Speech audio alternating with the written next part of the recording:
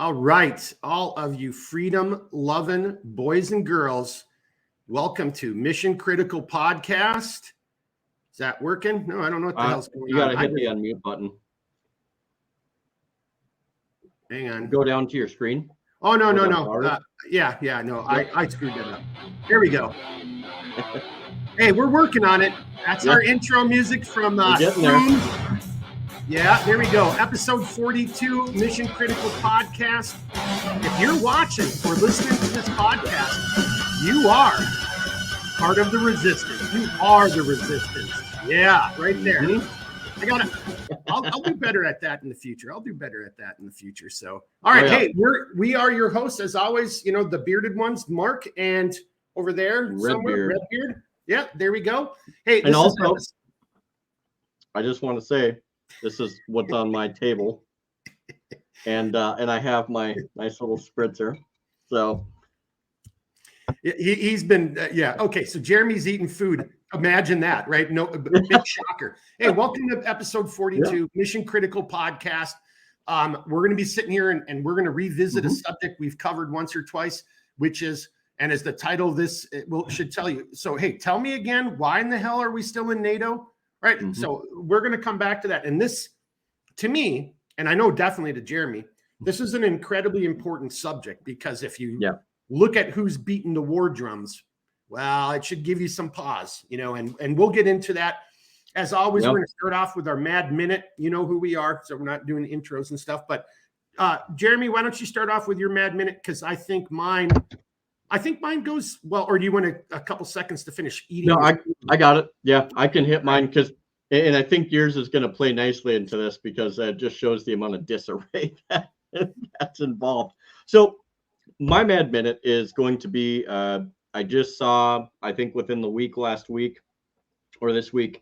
It was last week. So the U.S. decided that they were going to send javelins to Bosnia. And obviously the Serbs don't like that because the last time, most of the time when the U.S. does something to help Bosnia, it just tears open old wounds of like, hey, you guys just decided along with NATO just to bomb the crap out of our country.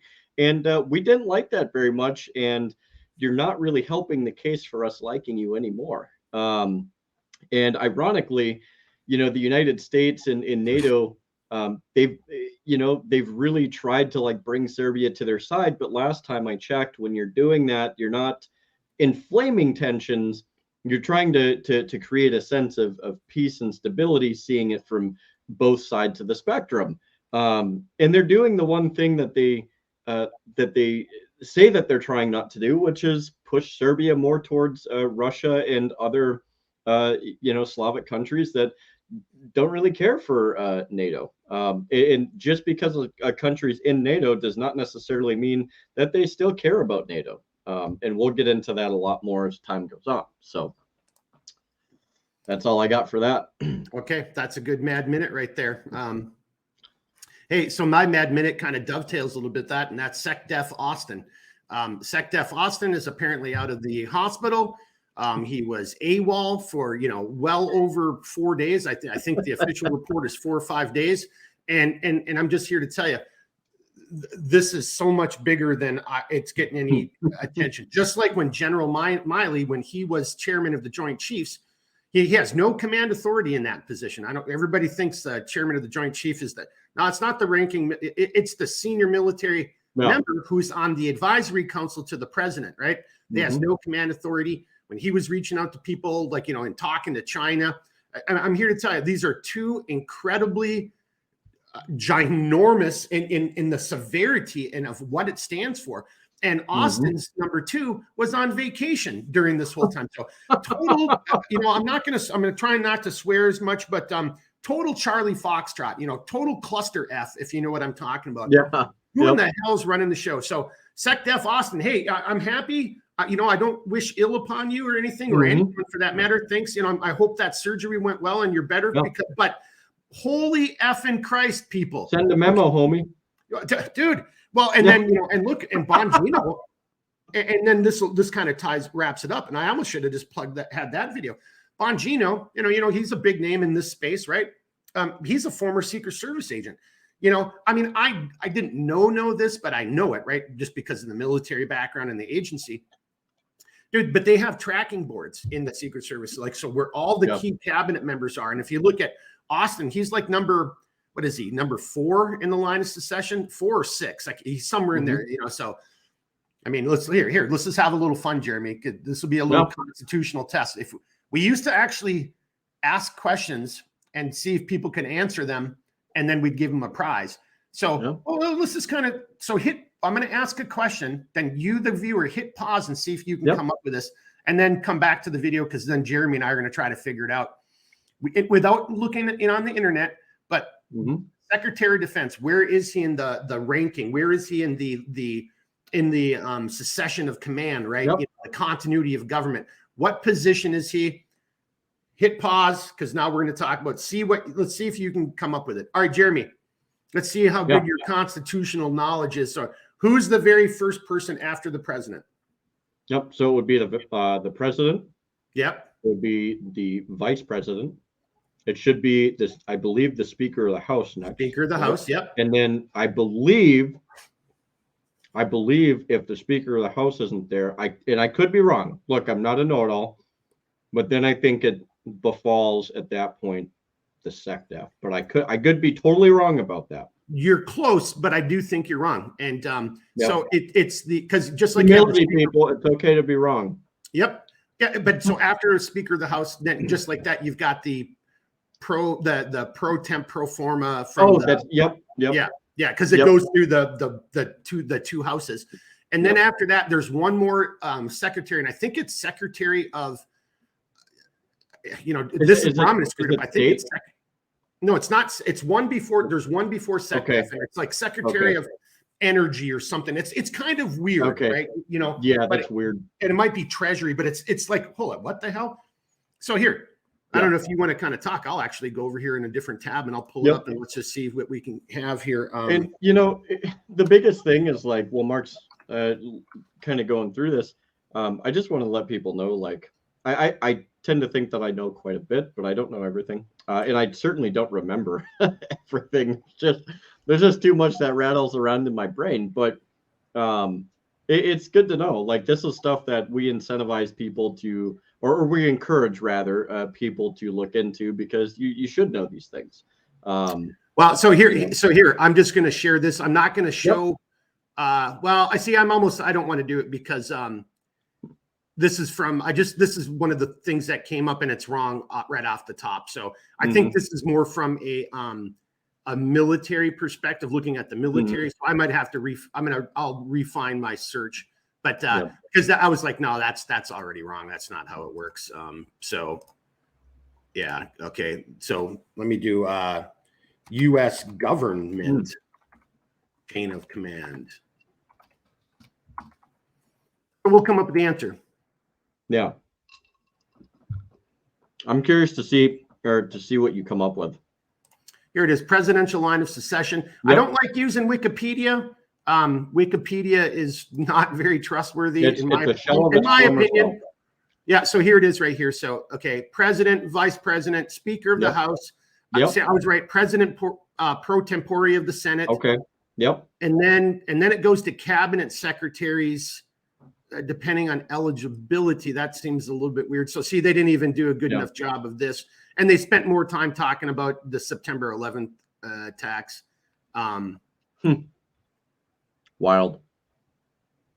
Here, presidential succession beyond the vice president. Let me see what we got here next in line.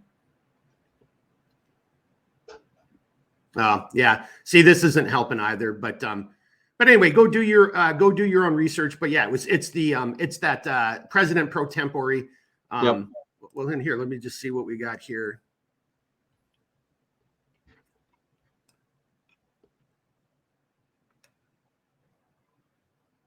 Not to waste more time of this. Presidential line is, if eligible. Yeah, it's one of those things that people probably, it would be good to know, because then you have a general idea of the operation of the country, right? Well, and then, you know, again, not to beat this too far to death, but because of what we're just talking about here, I mean, it's important because when you're starting to look at, you know, what might happen in America, what might happen in our country Right. as shit just continues to go off the hook. This is why that yeah. So here I'm just looking at this. This is a different website. They're coming right out. Like, yeah, the fucking chairman of the Joint Chief, and they're getting it. Acts as the president's chief military advisor, but has no official place in the chain of command. Yeah, damn it, you know. So, plain and simple. Okay, well, this isn't really helping too. But go do your own thing. But I do think it is. I think it's number 6. Honestly, don't quote me on, but I think he's number 6, probably in the ballpark there, in that line of secession, right? But yeah, so that's actually pretty fucking high up there. That's pretty close to, like, you should. And so again, to Bongino's point, is like of course the Secret Service is supposed to know where he is at all times, right? So just think of that. Somebody either lied, somebody withheld information wasn't being shared, and then, and as Jeremy as my witness, and Paul, you know, BCP, if he comes on, he'll be my witness too. During Christmas and New Year's, I was talking to these guys. I'm like, man, I just got a bad feeling. Like, you know, because if I was an enemy of the United States, I mean, this is just the perfect time to go ahead and undertake some type of an event. And, you know, and then there was an event, and it was called that our Secretary of Defense was out of pocket, and no one knew about it. And no one was bothered to be informed. And here the man is still sitting as SecDef, and media's not talking about, no one's talking about it. And then before we get into the meat of this, you know, talking about NATO, my last thing is, somebody say, well, Mark, this just sounds stupid, and it's not that big of a deal. Just as it's also not a big deal that some staffers were having sex in one of our hearing rooms, right? You know, up on Capitol Hill. Like, that happened twice. You know, why? Who cares about that? This is such a national security issue. Like, you know, again, it happened 2 times. Geez, you know, I mean, were one of those people who came in there, non-staffers brought in by a staffer? Did that person plant bugs? If you're doing that type of activity, like, look, as a spy, this is what I'd be trying to figure out. I'd be trying to, like, you know, learning, you know, I'd be hanging out in the bars, meeting people, and I'd be trying to figure out who's got access that I might be interested in, access to a room, access to a person. And then I'm going to start looking at their motivations and their vulnerabilities. I'm here to tell you that this is just, it's huge. We're in a really bad spot. And I guess I kind of wanted to focus on that a little bit, because to me, Jeremy's got his own argument about NATO, but to me, this goes into the NATO thing. Well, what's happening in other governments? You know, like, we don't control those other governments, you know, and if there is anywhere near the level of shenanigans, tomfoolery, if you will, taking place in other governments, are we just going to, you know, willy-nilly go off into war, have our men and women potentially fight and die because somebody else's staffer in another country was having sex, and, you know, their equivalent of Congress, or the, you know, whatever it is, and planting bugs, or, you know, being turned by the Chinese or somebody else, you know, for state secrets. So these are huge deals. And then if anyone isn't picking it up, it's also a big deal. Why are we sending javelins over to Bosnia? What does that even have to do with anything? What kind of message does that send? Certainly not one that you're trying to alleviate issues. Hey, do you want to take the Bosnia thing for a second and use that as a springboard into NATO? Yeah, no, it's like, okay. I'm not going to get into a long, drawn-out thing as it pertains to NATO's involvement with Serbia and the Bosnian separatists at the time. But, like, you can look this up, and you can find a ton of information out there. The point is for like 90 days, the U.S. and NATO bombed the crap out of Serbia, and in many places, areas to where it was just like, it was totally like just regular neighborhoods and stuff. Like, it was totally fairly indiscriminate bombing, right? And so there's this bad blood between Serbia and NATO and the U.S. And since that time in the 90s, which I believe it was 99, if if I remember correctly. I could be wrong, but I'm pretty sure it was 99. And Serbia just kind of has not healed from that. They have a very strong distrust of, like NATO and stuff like that, as it pertains to actions and trying to alleviate things, and so this whole realm of giving the Bosnians, which, is, now they're kind of their own separate entity, giving the Bosnians javelins does not help anything. Like NATO, like, let's be honest, like the US is in NATO. And if the US is doing this, like it's perceived that NATO's doing this, right? Like there's no way, at least in my mind, if Serbia looks at this, they're not going to disassociate the two. And the other reason why is because NATO has a ton of troops in Bosnia, right on the border. So from NATO's perspective, this is perfectly fine. But from Serbia's perspective, this is very trepidatious. And NATO in the US has been trying to bring Serbia in kind of into the fold and be like, hey, like we really want you to join us and we really want you to do this. Well, Serbia also doesn't want to give up their sovereignty. They like being their own country. They don't really feel that they want to be held to the whims of an organization. But at the same time, like they also feel the same way very much as it pertains to Russia, because Russia's been trying to put people in their country and give them support, and they've said no to both parties. However, NATO really, really wants them to go there, but you don't convince somebody to become part of your bloc by arming the people that they would see as opposition, right? Like that's not how you win hearts and minds. It's totally contradicting. And with these little moves within the past year or two, ever since the whole conflict in Ukraine happened, which inflamed a lot, they've just pushed Serbia little by little closer relationship wise to Russia. And I can't say that I necessarily blame them, because the track record there is less than optimal. So well, and you can see I've got a map up there just in case if somebody is half of us don't even know what's within our own state, but so does my arrow show up? So I'm over here just looking at the map. Are you seeing where my cursor is? Yep. Yeah. Okay. So here's Bosnia. Like if people don't remember, Bosnia, Croatia, it's all down here, Montenegro, and then here's Serbia, Romania, and here's Ukraine, right? Mm-hmm. All the way up here, borders with Poland. Like, I think people should, be thinking about the Black Sea is over here, right? So you got a lot of stuff going on down here around the Black Sea. And then what you don't see here, this is just a map of just Europe, is then off to the east, the right-hand side, that's where you have Russia, right? And then up in the north here, you got the Baltic states, Belarus, but Poland. But just to point this out, so like, hang on a second. So why again? There just begs question to what end? What what? Because we need to make sure that those those damn Italians, or again, it's just, why do you want to plant your flag right and do so in a way that you're just going to be pissing off these people over here, right? Who still have their connections to those folks over there. To what end? You're like, that's my thing, for all of this is show me why we're doing this and explain this to me again. What is the point of all this? Why are we doing this? Why are we considering this? What is the, what's the point? Well, and, and the other point to that as well is that Serbia just had their elections not long ago. And ever since the first election count had been done, it was done and over with.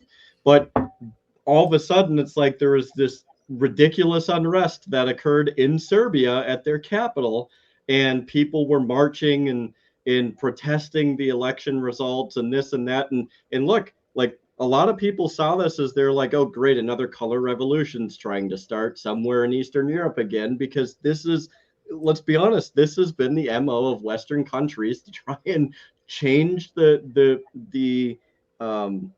governments in these countries. Like it's not like there's not a pattern there. Like this is a clear pattern, and it's not just Eastern Europe. We've done it all over the world. It's like, oh, if we just like if we just put our people into power, they'll eventually come towards us. And look, like, we shouldn't be doing that to begin with. And why this is going on is beyond me. It just, we don't belong over there.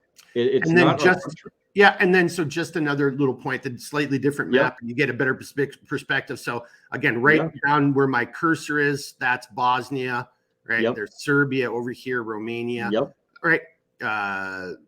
No, Bulgaria is right down there. Yeah, and then Moldova, and then here's Yep. Ukraine, Belarus, Poland, and the Baltic states, above it. But right there, Yep. Russia. I mean, so again, what does this guy over here have anything to do with this guy and this guy right here?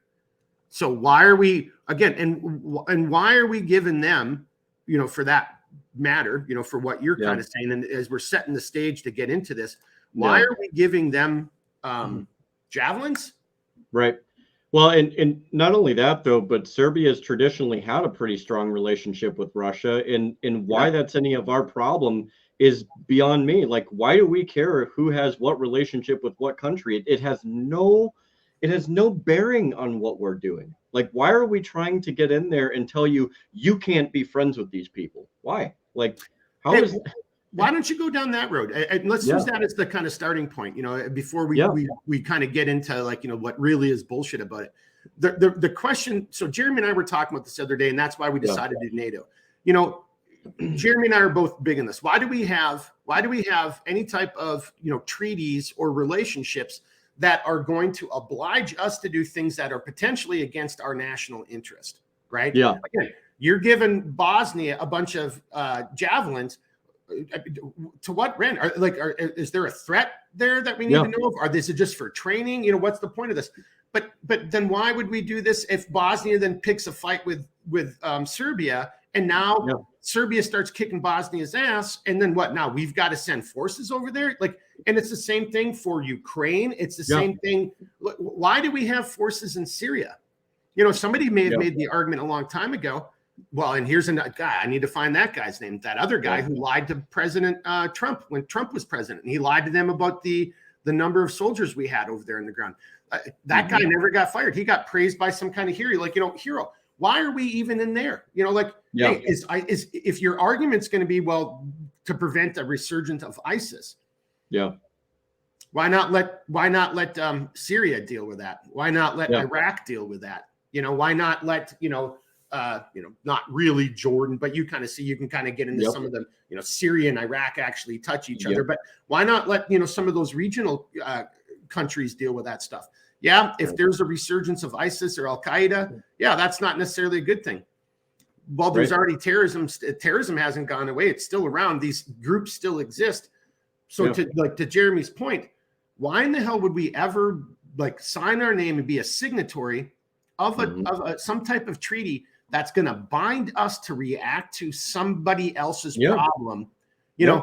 If you want to lay that out, okay, well, at what point does it become our problem too? And then it's one of those things that I don't think people realize. Like, when you evaluate NATO as an organization, and you have these signatories and you have these people that create these alliances, right? Like, it's an organization that creates alliances. Well, not only, let's break this down real quick. First off, constitutionally, why are we agreeing to an alliance when we're not supposed to be making technically alliances to begin with? But at the same time, why are we also subjecting and outsourcing this type of thing to other people? Like, this is totally contradicting to how we're supposed to operate as a country. But at the same time, what you tend to see is with this organization, it's one of those things to where you're subverting or you're subjecting your sovereignty. It doesn't matter whether you're big, small, or indifferent, to the whim of this organization. So, for instance, like Mark, we talked about this. A lot of these smaller countries that, especially when everything in Ukraine started, a lot of these smaller countries are like, dude, we have nothing to give. Like, we barely have enough to function as a country. Like, we're just trying to do our thing. And NATO's like, oh, all right, well, if you're not going to do that, then we're basically going to create problems for you to basically get you to comply to do this. And it's like that's not indicative of an organization that's really there to help. It's an organization that seeks to control. Why any country would subject their sovereignty or subvert their own sovereignty for the sake of an organization that allegedly is supposed to help people is beyond me. Like you just find more problems. We shouldn't be going and fighting other countries' battles, much like other countries should not be going and fighting another country's battle. Like it's not just a US thing. It's you're creating this vacuum that never ends because they will perpetually find a reason to start a fight. And at that point, they're not going to always send the biggest countries all the time. They're going to say, hey, look at you. Like you're a country of like 600,000 people, which is basically the equivalent of Wyoming. And we know you don't have a whole lot, but better you than me.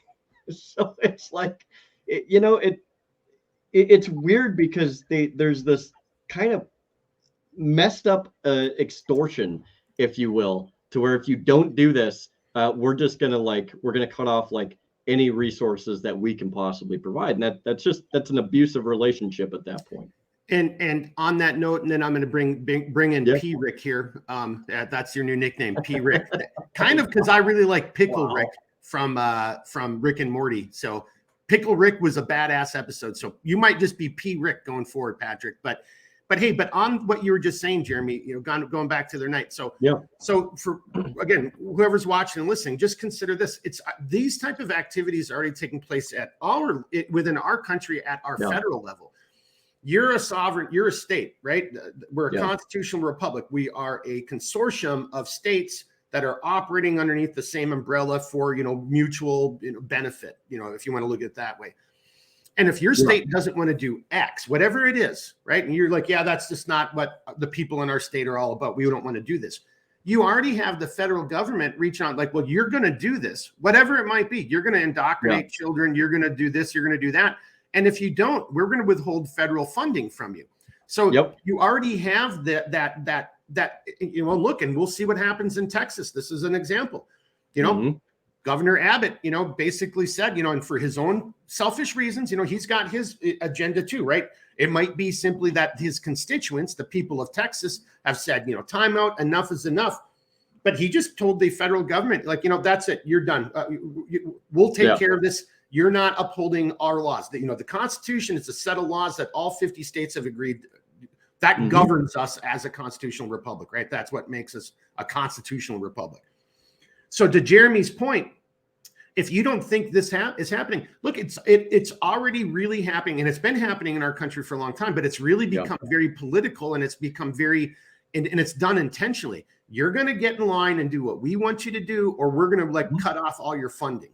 And, so just to Jeremy's point, if you're that little nation that always seems to be the guy who gets the peacekeeping missions or the humanitarian missions, you and your 5,000 strong military, but because they're like, no, you're going to do it, or you're not going to get any of these benefits. You're going to send your 5,000 guys over to the Sinai or wherever the hell it is that we're picking for you to go. And you're going to do it, or you're just, or we're going to. And look, the EU's already doing the same stuff, Hey, if you don't do this, we're going to cut you off from that. We're going to punish you for this. So to Jeremy's point, and this is where I'm really on board, and then we'll come to P. Rick, is, man, if you want to protect your sovereignty as a country, as a people, and there's nothing wrong with that. There's a lot of countries in the world who've been around for a long time, and they're very proud. They're proud of their heritage and who they are. We don't have to agree with them, and then this will come up. Doesn't mean we stop doing business with them. I mean, okay, I don't like your politics, but if you want to buy one of my canteen carriers, what do I care?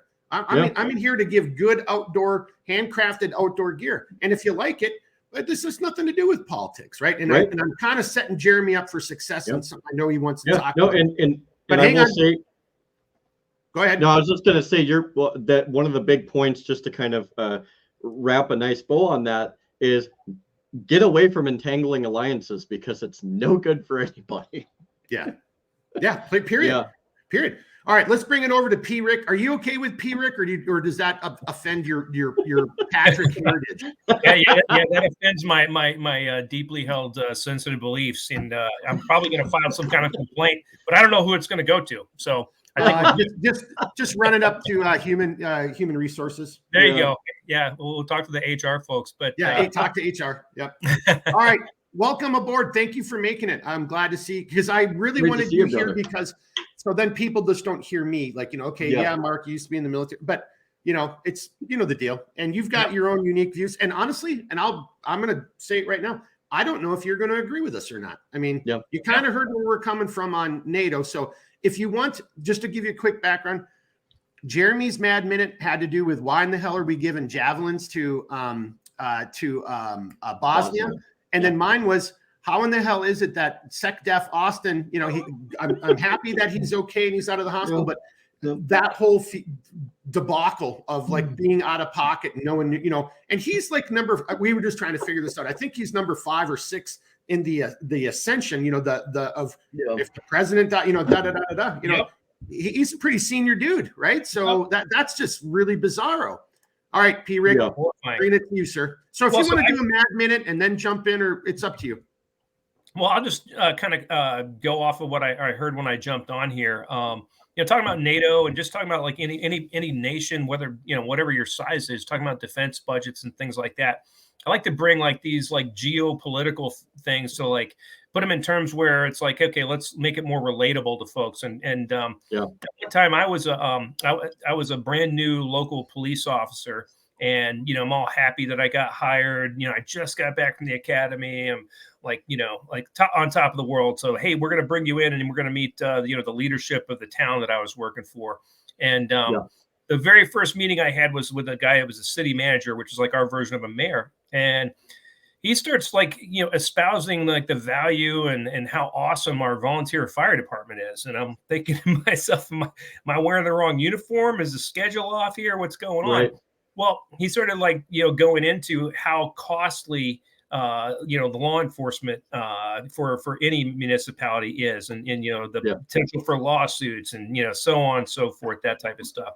So I think in terms of militaries, it's kind of like that. Like, hey, it costs a lot of money, and it costs a lot of resources to not just man and equip, but then also to have weaponry that's going to, give you a chance to, be effective in any type of like, national defense scenario, or if you are part of some group like NATO or something else where you could be called to do other things, right? So what are you bringing to the table? That stuff gets expensive. I think over time, and, I don't really have a lot of nice things to say about the UN or NATO. I think that a bunch of our partners in NATO have just grown so comfortable with, ourselves in the UK being the heavy hitters, that they're like, well, hell, if anything goes bad, we'll just call on those guys and we'll save, the rest of our GDP on other things that we could, that we'd like to, and it's probably going to get us, reelected or what have you, right? So I think that's a big problem. So, with NATO, and Mark, I don't know if you were ever anywhere where those guys were, the little blue helmet guys, but think about it from the standpoint of, okay, like you're from one of these small countries and you're used to your chain of command. And all of a sudden you're under the control of some other guy from some other military that you don't know or really give a shit about. Pardon my French. And then you're going to some place that maybe you don't really have any national interest in being, but because there's an agreement that some people set down and charter that said, hey, we're going to supply these many troops, and you just happen to be in that number. You're not getting the best of the bunch anyway. So it's kind of a farce in that regard. Hey, just this isn't NATO, but it goes to your point. NATO, the UN, the blue berets, blue helmet folks. And maybe some people remember this. Maybe others who watch and don't remember this because maybe you weren't around for it yet. But just think of Somalia, and that whole fiasco. Hey. Real quick, Russ just popped in. Yep. So. Yeah. No, I saw that. I'm going to send him a little message, but I just wanted to throw that out there just real quickly. Yep. So, I mean, to your point, P. Rick, I mean, look, that whole thing of the, how long it took for, and I'm not going to throw them under the bus because I wasn't there, so I don't know. But here's another military that's got armor. They need armor to get into the crash site. And just that whole, and then it gets into, okay, I might be under your chain of command, but we've got our own ways of doing it. And there's cultural things. And then to your point, and we really don't want to be here anyway, because we've got no problems with these people because, maybe we actually agree with the host nation. I'm not saying that was the issue, but you do get that. I mean, look, here's a country I'll throw under the bus for different reasons. Well, actually, no, I can't do it that way. I'll just say this. So one of the places where I was stationed once on the other side of the border was a quote unquote ally of ours. And they didn't give a shit at all. I mean, they weren't doing anything to control the hinterlands, the people out in the provinces, even though they had a military presence there, their military didn't want to get involved. And, you had cross-border incursions all the time, and then to Jeremy's, Jeremy's point, well, how does that work out if you're in an entangling, relationship, if you're in some type of entanglement, some type of treaty, if you look at it, a lot of other people don't get into these type of treaties for exactly the reasons you guys were just saying right there, Hey, so if anyone wants to comment, I'm going to bring Russ up here and then, but if anybody wants to comment on that, and then once we're done with that, then we'll, Russ will be on the stage, but then we'll go ahead and introduce Russ and kind of bring him in. So you guys want to add anything to that? I'll throw this in there as far as you guys brought up Texas and what's going on there. I think it's long past due, right? If they're not going to, Border Patrol is not going to be allowed to do their job for whatever reason, that doesn't solve the problem. That it's like it's not stopping the bleeding that those people see on a daily basis. And obviously it's now everybody's problem because it's not just a Texas or Arizona issue. It's a nationwide issue. Yeah, unless you're Governor Pritzker, and then you're like, well, it's not really that big of a deal. Nothing's a big deal until it comes to your doorstep, right? Yeah, so he's right. in the state capital in Illinois. Yeah, let's maybe it's time for a couple of buses to show up there. And we just are bringing in. If you've been with us since the beginning, you'll recognize this solid American down below us. Hi, Russ. He's been absent for a while, but he's here. Russ, thank you for joining. How the hell are you, man? Yeah, so good to see you. It's been a long, what, like 6 months or something. However long it's been. It's been a long it's time. been a minute. Hey, do you want to just here's what and thanks for showing up. Appreciate you. By the way, Russ isn't late because he was sitting on the toilet. He's a working man and he just finally got home and had time to jump in here. So we're just very appreciative to have his presence.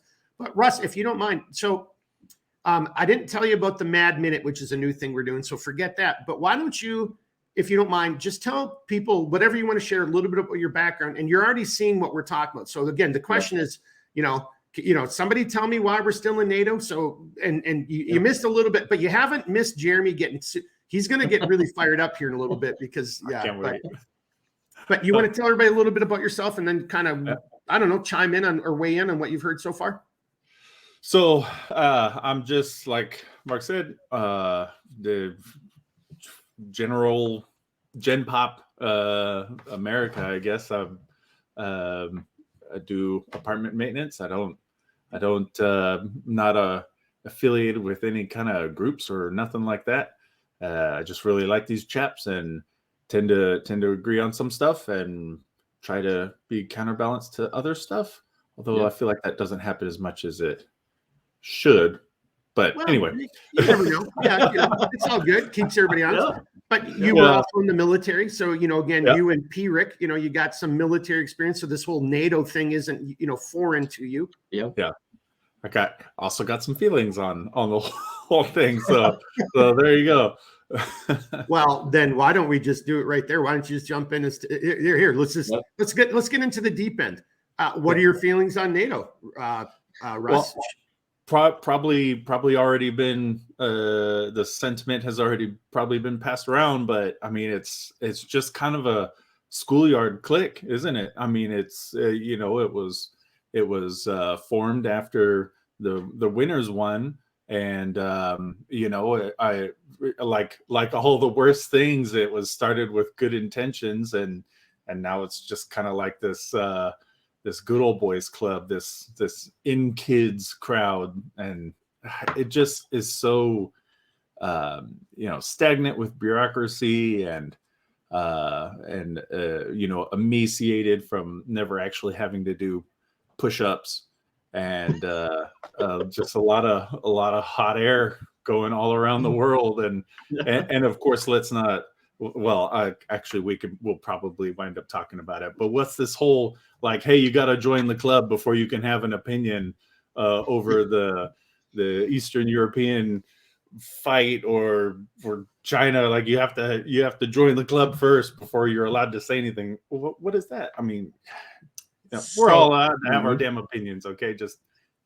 So that's actually one of the things that we were already just saying is that, and that's why you may have heard part of it, but, it's the same thing. It's even happening at our federal level. Like, a state doesn't agree with something, but then you've got bureaucrats, you've got, this rot, and they're like, well, if you don't do what we want you to do, we're going to cut off your funding, and then what Patrick P. Rick was saying, it's like, and which is kind of funny, Jeremy, because this is what you and I were talking about. It's always the nations that only have like a 5,000 or 10,000 man military that get like sent 10 off dudes just ready to go. Yeah. It's like, and they get bullied. Like, no, you're going to send your guys to Haiti, for, disaster relief. And if you don't like it, then we're going to cut you off, from the well or whatever. And you're like, yeah, but I don't even care about this. And what does Haiti have to do? Or shit, one of the last times, here's a better one. Why are there NATO offices in Asia now?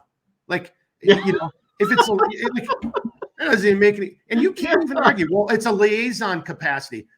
The North Atlantic Treaty Organization needs the liaison with Japan or like WTF. Like, and if you have people from that nation in the organization, there you go. You got your person right there. No excuses, Like if they got one guy from Japan, there you go. There's your man. Or one person. There's your human right there. Representative, no problem. You got it. Point all the fingers at that one anytime it relates to that country. Sheesh. So all right. So coming up, musical chairs. Hollywood. Let's go to you, Redbeard, because Russ just already opened up the door. So let's not just walk through it. Let's go through it dynamically and let's start like putting some rounds into this, as Patrick called it, this bloviated beast, and to Russ's point, like that, what do what's this all about? Let's start putting some rounds in it. All right, Redbeard. So the thing that gets me, and it's one of my biggest gripes, is the contrarian nature of NATO to begin with. Like, and Mark, we've talked about this. I think at this point, literally ad nauseum. You have NATO that stands to be like this righteous symbol of democracy and freedom, and it's like we're the good guys, and they sit there and they'll piss all over somebody else for being like, oh, you're trying to do this. It's like, dude, like you've been trying to expand for the last like 30 years at this point, and to you it's not a bad thing, but if somebody else does it, then it's a terrible thing. And not only that, like I'm going to go back and touch on the subject again of, it never ceases to amaze me, how people argue like, oh, NATO is so good. It's so, it's one of the best organizations in the world. There's so many benefits. Like, what's the benefit? Like, what's the actual benefit? Like you're subjecting your sovereignty. And I know we just went over this, but it's so important. You're subjecting your nation's sovereignty, your people, to the whim of an organization that, as far as I'm concerned, in the past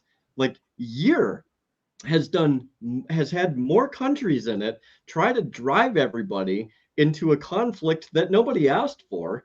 And it takes the treasure, it takes the blood, the sweat, and the tears from people who just want to mind their own business. We're starting to see this tide in NATO change with some of these countries to where these countries are just like, like I'm just not about this anymore, man. And you'll have some of the bigger countries in NATO that will bring those veiled threats, and they're like, okay, well, if you don't do this, then we're going to cut off like your funding, or we're going to cut off these resources. right? And in these countries, like some of these countries, just they don't care anymore. They're just like, dude, like we have no interest in getting dragged into an arbitrary war because you have 3 countries in this organization that have a hard on for whatever reason of going to somebody else's country and killing them. Like that's not who we want to be.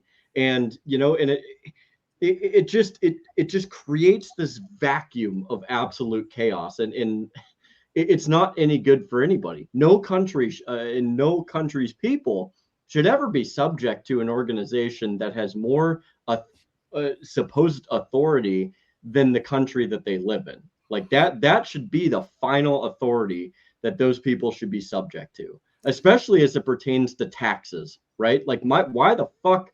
That's the only time I'm gonna say that tonight. That was a very rare F-bomb out of you right there. Yeah. Why are we allowing our taxes to be funneled into an organization where you have a bunch of, and I'll say it this way, a bunch of highly unstable individuals at the helms of some of these countries, not to mention NATO at large, that just are seeking a perpetual fight? So just on that note, so I just brought something up, and then I'm going to come down to P. Rick for his kind of comments on you right there. But let me go back over to this, and I'll scroll down a little bit. But everybody, you can pause it, you can see. So to Jeremy's point, and this goes into me. This is where I'm definitely, Jeremy's won me over to his side of the argument. I'm a taxpayer. I'm a small business owner. Do you know how effing hard it is to be a small business owner, especially in the last couple of years since the bullshit took place? Which separate conversation, clearly designed to destroy small business. The big businesses didn't shut down; they didn't have any issues. But hell, if you could go and have a hamburger at your local, your favorite little local dive, right? So it's the same thing. Why are we paying taxes? Look at that. Look at that right there. Why are we paying taxes? I mean, just look at that. So to your point and to Russ, and then as I kick it over to P. Rick, what does that kind of tell you right there? Yep. So here we go. I mean, look at here we go. Here we go. Wild. Yeah. Here we go. Wild. I mean, like, look at Latvia. What are you doing, Latvia? You got to pull your weight for crying out. Oh no, I'm sorry. That's Luxembourg. But Russ, they're in the green. So yeah, they're keeping it in the right color. That's yeah. It ain't much fun. It's honest work. Turning this over to Patrick and Russ for responses, and I don't. You guys respond however you want, but I really look at how much. Just think of how much of our taxes, the taxes on the hardworking men and women in America, are going to support an organization that, use Russ's term, that's bloviated, ineffective. Now, I will argue, like back in the day, at the end of World War II, when the Iron Curtain, to use that was Churchill, right? It came up Iron Curtain. Yeah, I think that was Churchill. But you go back to that period of time, you look at it, maybe it made sense then, right? And the Cold War was the real thing. But the moment that wall came down and Russia, the Soviet Union splintered and started fracturing, like why do we even have a NATO? And more importantly, why couldn't there just been a group of people who would have said, hey, look, if Russia invades Europe, that's like Hitler invading Europe, and we're not cool with that shit, and we'll all rally the forces. But look at how much money has been spent. How much of your tax dollars, Americans, and anywhere else in the world? Well, I guess if you're one of the other countries, you're like, yeah, we didn't spend shit, so I don't bother me. But as an American, it sure bothers me because it's clear we're the ones who are footing this. So is it really the North Atlantic, or is it really the North American, aka the American Treaty Organization? All right, Patrick, P. Rick, do you want to jump in on that one or go in your own direction? Yeah, I mean, I'm glad you put that graphic up because that just kind of highlights like where we are in the thing. And I was in Germany last year for part of the Ukraine crisis, as it's being called, and there's all these different military, leadership groups there, from all the different countries in NATO. And we ended up walking by one of them one day. I'm not sure if he was Polish or Latvian, one of the two, but we were in an area where nobody's wearing a cover or a hat, so it's a no salute area. And then we walked outside of there, and I was walking with the junior soldier, like a brand new sergeant, and they said, "Oh, hey, sir, were we supposed to salute that? Was that a general?" And, I looked over and I saw I was an older guy and thought to myself, well, and without even knowing this graphic, but understanding the gravity of it, I said, well, technically, I think he should be saluting us after what we're giving them to, for the war efforts and stuff. So let's go with that. Just on the other side of things, though, I mean, like I started off talking about this stuff. If everybody knows that the U.S. is going to come in and we're the ones that are going to be the meat behind it, well, then why should they, invest their capital in that, right? So it shouldn't be. Mark, you're 100% right. Like when the wall came down, there was no more reason for this organization to exist. It should have been stood down. But just like any other government entity, once people taste that power and they get a vote and they have some control on things that are outside of their normal purview that they wouldn't usually have, they don't want to let go. So, and I don't know where you guys saw this thing with NATO having a liaison office in Japan or somewhere in the Indo-Pacific region, but come on, man. Like why, not only should it not be, but it definitely shouldn't be expanding. So it's frustrating. I think we actually need to reach out and like there needs to be voices to hold number one, our elected leaders accountable that give them the money. The House Oversight Committee, Armed Services Committee, those are people that we need to have more of a voice with, because nobody knows this stuff. And this type of expenditure is not a classified thing. These aren't classified programs. These are overt things that we're doing with other countries. So that knowledge is out there. Who knows about it though, right? Is this one of those things at 2:30 in the morning when they're signing off on some bill that nobody's reading the fine print because they're so sleep deprived, they just want to be done with it, that they just approve without knowing? So I don't know. It's frustrating. Hey, bringing this over to Russ for his comments, whether he wants to respond to you or what we were just talking or go in his own direction. But then I'm going to bring something up that you just said, P. Rick, that I think maybe will help start pouring a little bit of fire down Redbeard's belly and getting him. I want to get him good and worked up. I want to hear at least 3 F-bombs out of him here tonight. So, all right, Russ, you're up, sir. Well, okay. So I promise I was listening, but I was also just thinking after that infographic, does it appear to anyone else like NATO is our money laundering service? Like, does that article explain any feedback we get from them? Are they a front or something? I mean, it's a great idea. And Mark, to your point, you mentioned people that think that NATO's the greatest thing ever. When I first found out about NATO, I didn't disagree. I was heavily influenced by Star Trek, and I thought this was a step in the right direction for the Earth Federation. And that sounds super awesome. We're going to have replicators and teleporters and everything in no time. But it's pretty well fallen flat. And now with that infographic, I really genuinely believe that this is just like a front. It's a money laundering scheme. That's all there is to it.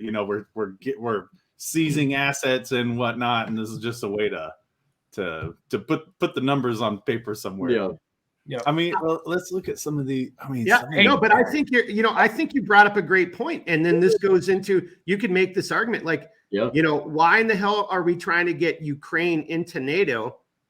I'm kind of starting to pour a little fuel on Jeremy's fire. Like in Finland's in there now too, but why are we doing this stuff right on the doorstep, of Russia, where we wouldn't go along with that if that was, we didn't go along with the Cuban Missile Crisis. Yeah. But I like what you're saying, because the whole Ukrainian thing, is this really nothing more than a giant money laundering scheme and big kickbacks to big business? Like, Hey, Mark. Yeah. I want to chime in on what Russ said. I think he's right, but here's the way, in a practical sense, I think that this is taking place.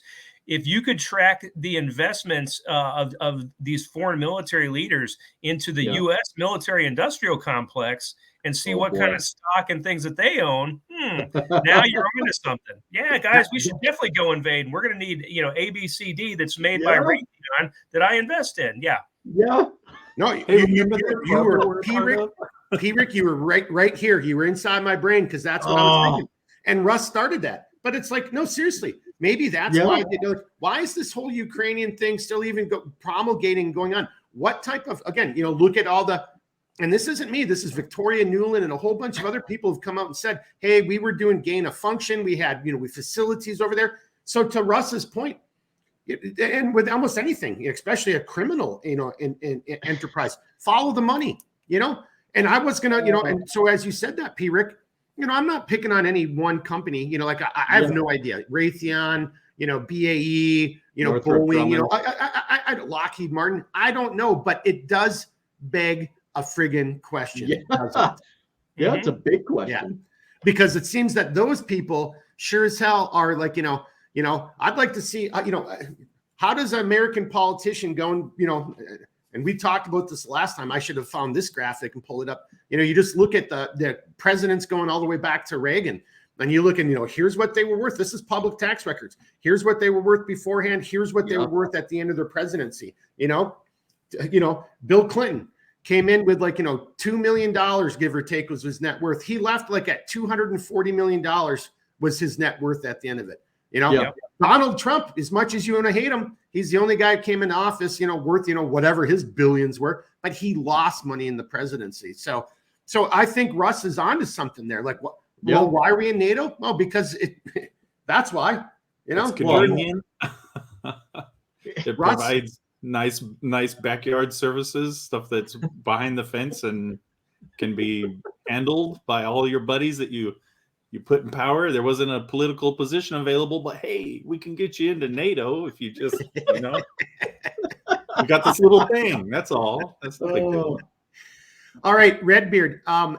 Did that set you up sufficiently to start getting a little bit saucy? It makes so much sense, right? Especially in Mark, we were just talking about this, and this drives me up a wall because you brought up, and you're probably going to pull up the article as soon as I bring this up, but Germany, for whatever reason, decided we're going to prep for World War III. Oh yeah, I got that. That's coming next. I got that. And so Germany is already they're on autopilot. They're like, hey, Poland, we're going to send you a bunch of dudes, and we'll help you reinforce your eastern flank. It's okay, that's kind of weird because Germany all of a sudden has these alarm bells of oh, we're prepping for World War III. Well, the last time Germany prepared for war, bad things happened. And I'm not saying that it's going to be the same bad things, but I'm just saying that the last time they openly were hey, we're going to fight the Russians,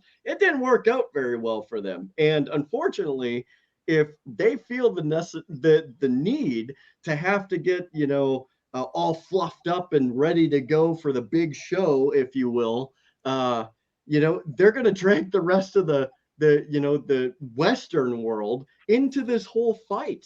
It's absolutely asinine. Who is at the wheel in Germany that they're oh yeah, this is fine. In Mark, another point that I want to bring up too is, we were just talking, we were pre-gaming before we hopped on here. Look at Poland. Poland isn't even, Ukraine was freaking out there's another missile or something that fell into Poland. Poland, are you upset yet? And Poland's just the fuck, what are you talking about? This clearly wasn't even from the Russians. You're just trying to start shit. And Poland has slowly been distancing themselves from Ukraine. And there's been people in Poland, in the parliament and stuff, saying hey, you owe us for all the stuff that you did to us back in World War II. And what's to say that we won't just come into Western Ukraine and make you guys not have to worry about anything anymore? And it's my theory on this, and me and Mark talked about this, is at that point, if Poland wanted to do that and they said, oh no, Ukraine did this, and so that justifies the entirety of NATO doing what they accused Russia of doing, and they would have carte blanche to do whatever the hell they wanted in Ukraine. And it sounds bad, but because they're putting Ukraine off of getting into NATO, which I don't think they ever have any intention of doing, I think they're going to open up that doorway at some point, because Poland's ambitious and NATO's going to go with Poland because that's their Slavic counterpart. So, well, and look, and I've been in Poland many times. I love the they're Polish a fiery people. Yeah, they've got some pretty good military, entities. I've done some training with some of those guys, and just kind of here to tell you, I mean, that's not far fetched.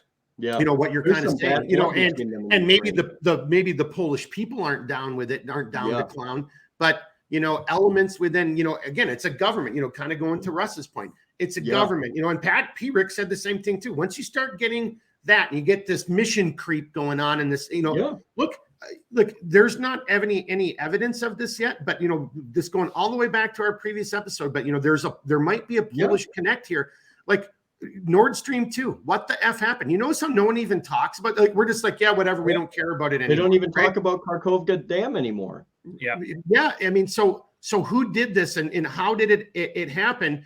And you know, there are some rumors of some reports that Poland is stonewalling some of the investigative measures and stuff. I mean, look, if I was going to just speculate, that's straight up what I'm doing.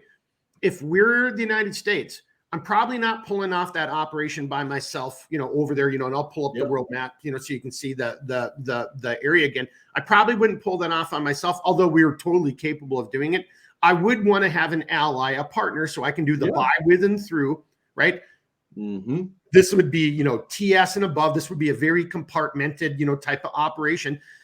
And you would either have to bring your assets into theater, and whenever you do that, you know, and I'm here to tell you, you know, having done this with the agency, you know, me getting into different parts of the world, it can be done. But, you know, when you're looking, like, if you think sonar and submarine type of movies, like, well, if you know, think of like the Hunt for October, how did they finally found it? Because they found the thing that it wasn't, and they're like, oh no, it sounds like seismic or whales humping, and that's how they were able to identify. It's the same thing. If you're moving assets into, well, you're looking for the things that it's not, and you know, and you know, and so Poland kind of stonewalling that, you know. So this goes into Jeremy's big point, and I'll shut up and bring it over to these guys.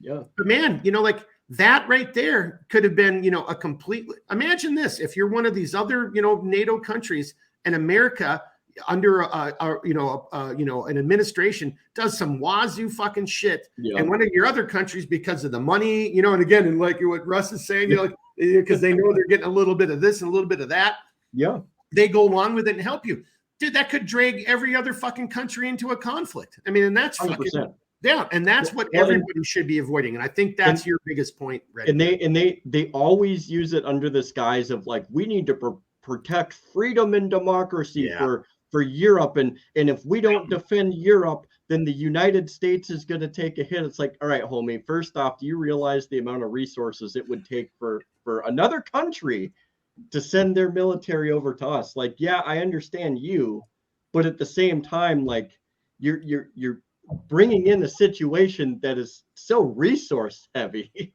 Like, and last I checked, I want to slow you down there because I want to get to that conversation, because I know where you're going with that. This whole topic is still loaded. Yeah, hang on. I before I bring this over to Patrick and Russ, I've just got to address this, because this goes into where you started with, like, why are we giving javelins to Bosnia, right? So give me a second here. I'm going to bring this up on the screen. So I just did this real quickly. This is also going to be P. Rick's favorite uniform. So this photo is automatically going to make him tear up and, like, you know, be all reminiscent, like, you know, nostalgic. Oh boy. Yeah, the Excel right there. That's the best military uniform of all militaries in the history of militaries. So this is from, you know, last year. So this is probably a little bit wrong, but right here, if you can see it, that's how much each one of those systems cost. $178,000. And actually, this is the second article. I like this one a little bit better, but this was the second one I found that had that same dollar amount.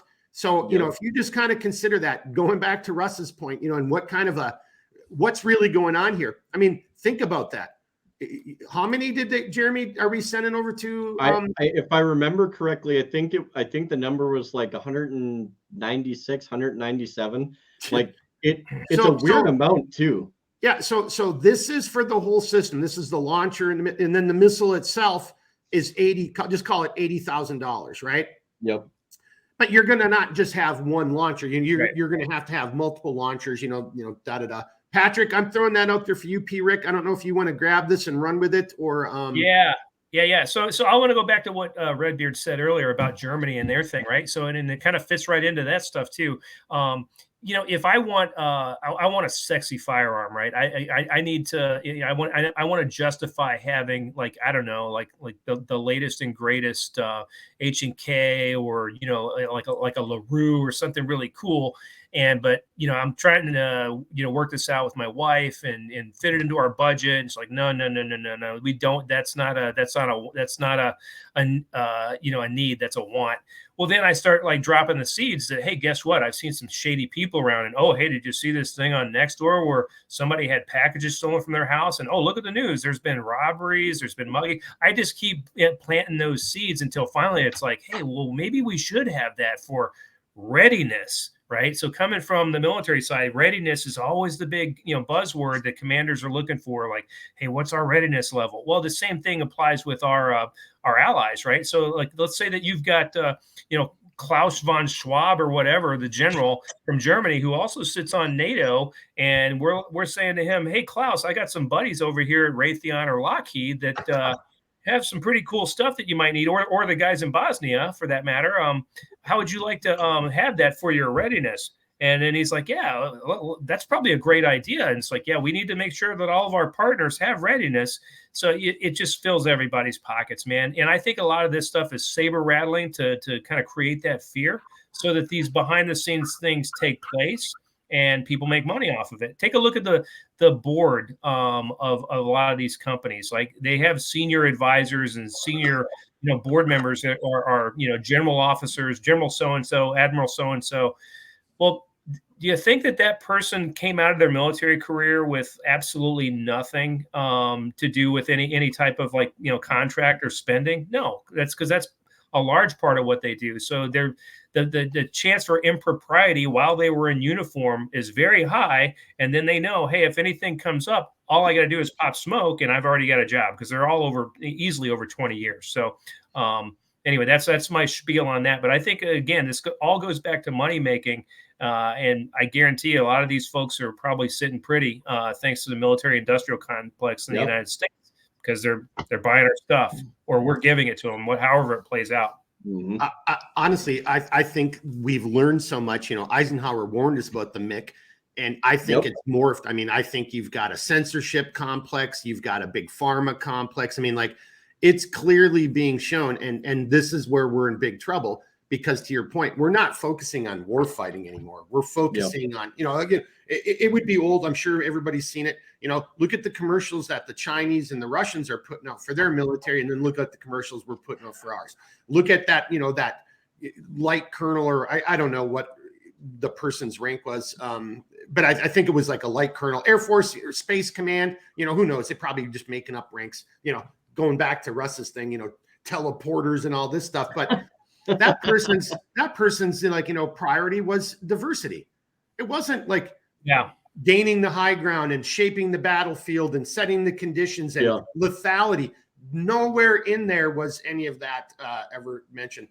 Russ, I'm going to bring it down to you, but if you don't mind, when I bring you full stage, because it warmed my heart, I could see it off screen. Could you take another sip? Oh boy. Yeah. Yeah, there you go. There we go. Oh, when I drink water, that's I a really only drink nice, it from the best. That's a nice bottle carrier. Where'd you get that? Oh, I blurred out. Oh no. Well, Mark, let me tell you all about it. It is. It's getting blurry. Why is that? Here, like this. See? Yeah, there you go. That was very nice modeling right there, by the way. Thank you. Nice. Thank you. That was some nice Vanna White shit right there, man. That was good. Real talk though, solid, Mark. Solid. I'm glad it's back on the site full time. Solid. I'm glad you like it. I'm glad you like it. Right? Last time I looked. Oh yeah, no, yeah, it's on there. Yep. But hey, hey there, see, we're doing our own industrial complex here. This is the Centerline Systems Industrial Mark Industrial Complex. What was that, Redbeard? I spoke over Mark Industrial Complex. Boom, boom. Hey, okay, but to Patrick's point, oh, geez, I just saw Redbeard's thing, and I almost want to bring us all over here. I know Patrick, P-Rick, I know you got to bounce in a second. Maybe give you another comment here. Do you guys see Redbeard's thing? He did the math on it. $50,432,000. That's what somebody just made by us transferring weapons out of our arsenal to Bosnia, right? Yeah, no big deal. Or was it direct sales? Whether it came out of our inventory or it was direct sales. Somebody made a nice little penny right there. Yeah. Now let me just real quick. About Redbeard, about your Germany bit. I feel like they're just trying to make up for it. They've had a rep for 2 world wars now. They're just trying real hard to make sure that they're on the right side this time. Hey, Russ, they don't have a good track record. Okay. Do you guys hear that? I can faintly hear the Hell March starting up again. I mean, they're just trying to do their thing, okay? Let's bring this over to our most grounded member of tonight. Let's bring this over to Patrick because he does have to bounce. Let's give Patrick some final comments, and we'll come over to Russ here. All right, Patrick, what do you got here? You still got a couple minutes, sir? Yeah, I'll just kind of close out because I gotta get ready to roll here. But hey, by the way, if you want to see some of those, like World War II, cheers and that type of fervor, if you will, check out a Bundesliga game. Their professional soccer league. That's where it comes out. I was at a game last spring, and one of the guys I was with, a captain from, I think he's from Texas or some black dude. They did not like him, and they made it very open that they didn't like him. So it almost turned into a very large fight had it not been for a healthy contingent of Polici in full riot gear. So anyway, there's that. I think we're all on the same track, though. Just watching the money, take a look at stuff, and this is just being a responsible citizen. Take a look at where the money's going. Ask the question why. Do a little bit of research on your own. But I guarantee you, if you can look up Lockheed, Raytheon, companies like that, and take a look at who's on their senior board. Oh, it's going to be retired General Officer so-and-so. And they did these great and wonderful things. Well, how does that equate? If you're actually doing your job of preparing for war, what does that got to do with like selling weapons? So that's the other thing. The other question I would ask, looking at that dollar amount, and we all know, the $500 toilet seat, cover type thing, right? Like, how much does it actually cost to make one of those? So geez, I feel like MSRP and real pricing. You know what I mean? It may vary, right? Well, look to that note. I mean, and now just being serious. I mean, we were kind of messing around. It wasn't planned. I didn't know Russ was going to hold up one of my bottle carriers, but I know exactly. Again, I know how much it cost me to make one of those things and what my margins are. And Jeremy's heard this. Everybody who knows me, where I talk a little bit about my business, and I guess I'm about to do it for the first time. Dude, my margins are almost non-existent, right? Because I'm competing with cheap ass, Chinese made good, goods, But, and if I was on Shark Tank and I had to here's what it costs and here's what I'm selling for, I'd get laughed off. They'd be like, you don't even have a business, dude, this is like a really expensive hobby for you that somehow every now and then puts some milk in your refrigerator. But I'm just bringing that up to what you said, Patrick. I mean, there's serious margins in there. What is that really costing? We just saw $178,000 per system, I mean, I don't know, but I'd be willing to go look, there's a lot of infrastructure, though. This is the only thing I'll say. All of those companies to create those facilities and maintain that infrastructure, that's a lot of mother effing money right there. So I will say that, though. I mean, but final words there, P. Rick. God, I really do hang on. I thought he was reaching for the sword. Oh. Pickle Rick. Pickle Rick. Nice. So I don't know if you want to be Pickle Rick, and if you've never seen that episode, Patrick, you need to go watch it. The Pickle Rick episode of Rick and Morty is friggin' hilarious. Matter of fact, and it goes in. I didn't even think about this. It ties right into this whole conversation we're having here right now. I didn't even realize that. Yeah, everything's intertwined.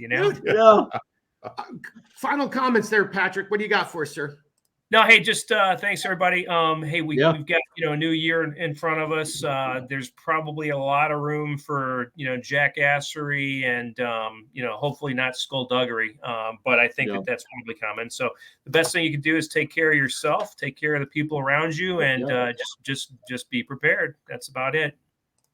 Hey, on Heck that yeah, note, we've done a couple lives now. We haven't done the subject matter expert, the SME, but I'll be talking to you offline because I want to bring you on. These will be the shorter, the 30-minute videos, and then I'll let you decide if you want to do it more on the skills side or if you want to do more on the resiliency side. I think that might, because I think what you just said, because that's where I'm going to start going both for centerline systems even too. It's like, man, you got to start thinking about this stuff because if you thought unless you thought 2023 was a great year for me, well, then you're probably one of the the GOs, the general officers that you just mentioned, who are working for the big defense guys, the complexes, the rest of us are like, shit, is it 2 gallons of gas or is it milk and eggs today? Which one can I afford?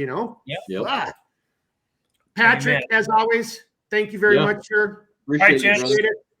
All right. Be good. Thank you, P. Rick. Take care, I'm guys. going to actually get you one of those, and I'm going to send it to you for Christmas. Send it. I'm going to send you one for Christmas. I like it. Awesome. All right. Thanks, folks. man. Cheers, See ya. man. All right.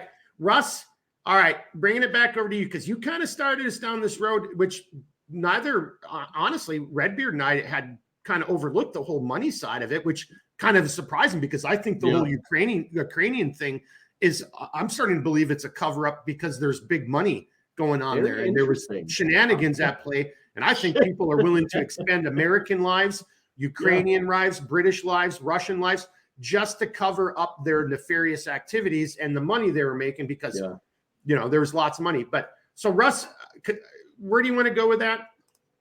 Go wherever you want to go with it. So just to build off that a little bit, right? When you were talking about small businesses during Rona, right? The Rona pandemic, there was a lot of money flying around into people's pockets and stuff throughout that whole thing. Stimuli, right? All the stimuli was happening. But did you ever receive a stimulus check for your business or just you as a person? I saw one. I received one check for me as a person and nothing for my business. And I was not eligible to ask for anything for my business where you would have thought I would have been the obvious eligible. I would have been eligible. Yep. Right. And that's that. I think that pretty well fits in with even the javelin thing. And there's another aspect to it I want to bring up too. But if it's not an entity that's going to spend money, then it's less cared about, right? And how that ties into the javelins is, I mean, one, listen, sending things to kill other people to other people is kind of our jam, right? Like we left behind a bunch of M16s and stuff during Vietnam. I think also law rockets and whatnot. And then we were handing stingers out like candy, letting people steal them and all kinds of crazy stuff. And now javelins, it's kind of our shtick, right? Like it's kind of our jam, just to like, hey, you want this self-propelled death machine? Yeah, you got it, buddy. Because you know what? They're going to launch the crap out of that. And especially here in Ukraine, because they got all their legions, right? They're going to launch the crap out of that. And then they're going to go home and be like, hey, man, have you ever used those javelins? Holy crap, those things are nice. You just, and bam, and fuck you, So it's like word of mouth advertising, right? They're like, yeah, let's just, whatever, it's not our money, it's the taxpayers' money. Like, who cares? I don't even know their name. Let's just hand these things out. It's our jam. It's our thing. I shouldn't like it as much as I did, but I love how casual you were about that because I should detest it, but at the same time, it's like that's exactly how they're probably doing it. Just like, hey Jerry, let's go send like some javelins over to Boston. Yeah, man, that sounds freaking awesome. Well, and but to Russ's point, and I love how you just did that so flippantly, so nonchalantly. Dude, it's so exactly to your point. No one in American media seems to give a shit about any type of control or accountability for all the stuff we're sending over there, which only further proves Russ's point. It's just some some stoned out CIA guy. Like, I used to do this in the 80s, you know, with the, you know, against the Russians, you know, A when cigarette you're working with gunboat the and a pile of Mujahideen. cocaine. Yeah, you know, like you said, you know, fuck it. Let's just give it to a bunch of neo-Nazi Ukrainian, whatever, dude. Yeah, you know, man, it's fucking cool, man. Just go blow some shit up, you know? It worked last time. Let's do it. Yeah, exactly. Who cares if it starts World War III or gets us entangled into, you know, somebody else's fucking fight? But hey, and that's where I wanted to go on this real quickly to kind of bringing this back around onto this. So, you know, so I'll try to find the article here in a second. But again, everybody do your own research. Even if I pull up an article, don't take my word for it. Go do your own research. Always. That's what you should always do. But the rumor mill, you know, from the last 2 weeks around this NATO issue is that we have elements within the United States political class that are seeing a possible Trump 24 victory as a threat to what Russ is, I think, maybe hitting the biggest, you know, hammer, you know, even on the smallest nail. But there are, again, this hasn't passed, so I'm not saying this is law, but there are efforts underway to make sure that no president can pull us out of NATO. Well, why is that suddenly now being talked about? Right. And I think that, I don't know, who wants to grab that, Russ or Redbeard, but that should cause pause right there too. What do you mean? The president? Well, no president should also be able to get us into a war, but that doesn't seem to have stopped anybody in the last couple, except Trump, you know, like, again, and I just got to throw this out there and I'll shut up. Where I consider myself a kind of a classical liberal, I'm more of like a conservative, like I'm like a financially conservative, but otherwise I'm pretty much a libertarian. Right? If you want to put me in a box, where in the F are all the quote unquote liberals who should be up on their effing soapboxes bitching about this shit? We shouldn't be in entangling, you know, alliances. We shouldn't be killing people. We shouldn't be supporting this. You know, I hate to do, you know, not picking on you, Russ, but that guy, like, oh, fuck it, let's just give it to blow each other out. No, there should be people like just on their soapboxes speaking out against this. I mean, it's not funny when we kill an innocent family, you know, in a cruise missile strike simply because for what? Because seemed like a good idea at the time. Yeah. You know, we're doing it because we're trying to cover up, you know, our secret, you know, bio labs that we were all profiting off of or whatever was going on, you know? You know, the biggest, so to kind of go into that real quick, Mark, the biggest question I have to ask somebody is, if you send your son or daughter off to the military, who are you actually sending them to? Because I'll tell you right now, if your son or daughter goes and fights a war on behalf of NATO, they're not fighting for the U.S. military anymore. And that might chap somebody's ass, but your son or daughter's dying for some other fucking country. And you probably don't want to hear that, but that's the truth. Because I'm here to tell you, there is very, very little that constitute an American interest as it pertains to something abroad. Most of our defense, and this is how our founders saw this, our defense is predicated on our defense, like our defense. And there are clear stipulations in policies and procedures in place for us to get involved into a war. And when that war is caused at the behest of another NATO member, that's a violation of who we are as a country and our principles. Okay? Like, in the end of the day, you don't have to like it, but your son or daughter is going to go die for Germany's ambitions or France's ambitions or Poland's ambitions. And that's bullshit. Like, cut and dry. And like these guys have been saying all night, follow the money. Follow the money. Look at who's getting rich, because those people are culpable in killing your son and daughter too. And that's just the way it is. Like, the truth on this matter is exactly why we shouldn't be in NATO. It's exactly why we shouldn't be forbid from leaving NATO. And it's exactly why we shouldn't be in entanglements to begin with, because your son or daughter in the military deserves better. They deserve to defend their home, not somebody else's home. They deserve to be able to go home and not stay in somebody else's home. They deserve to be able to do their job knowing that they're doing the right job, not the one that they're told to go and do for some arbitrary reason because somebody wants to make money.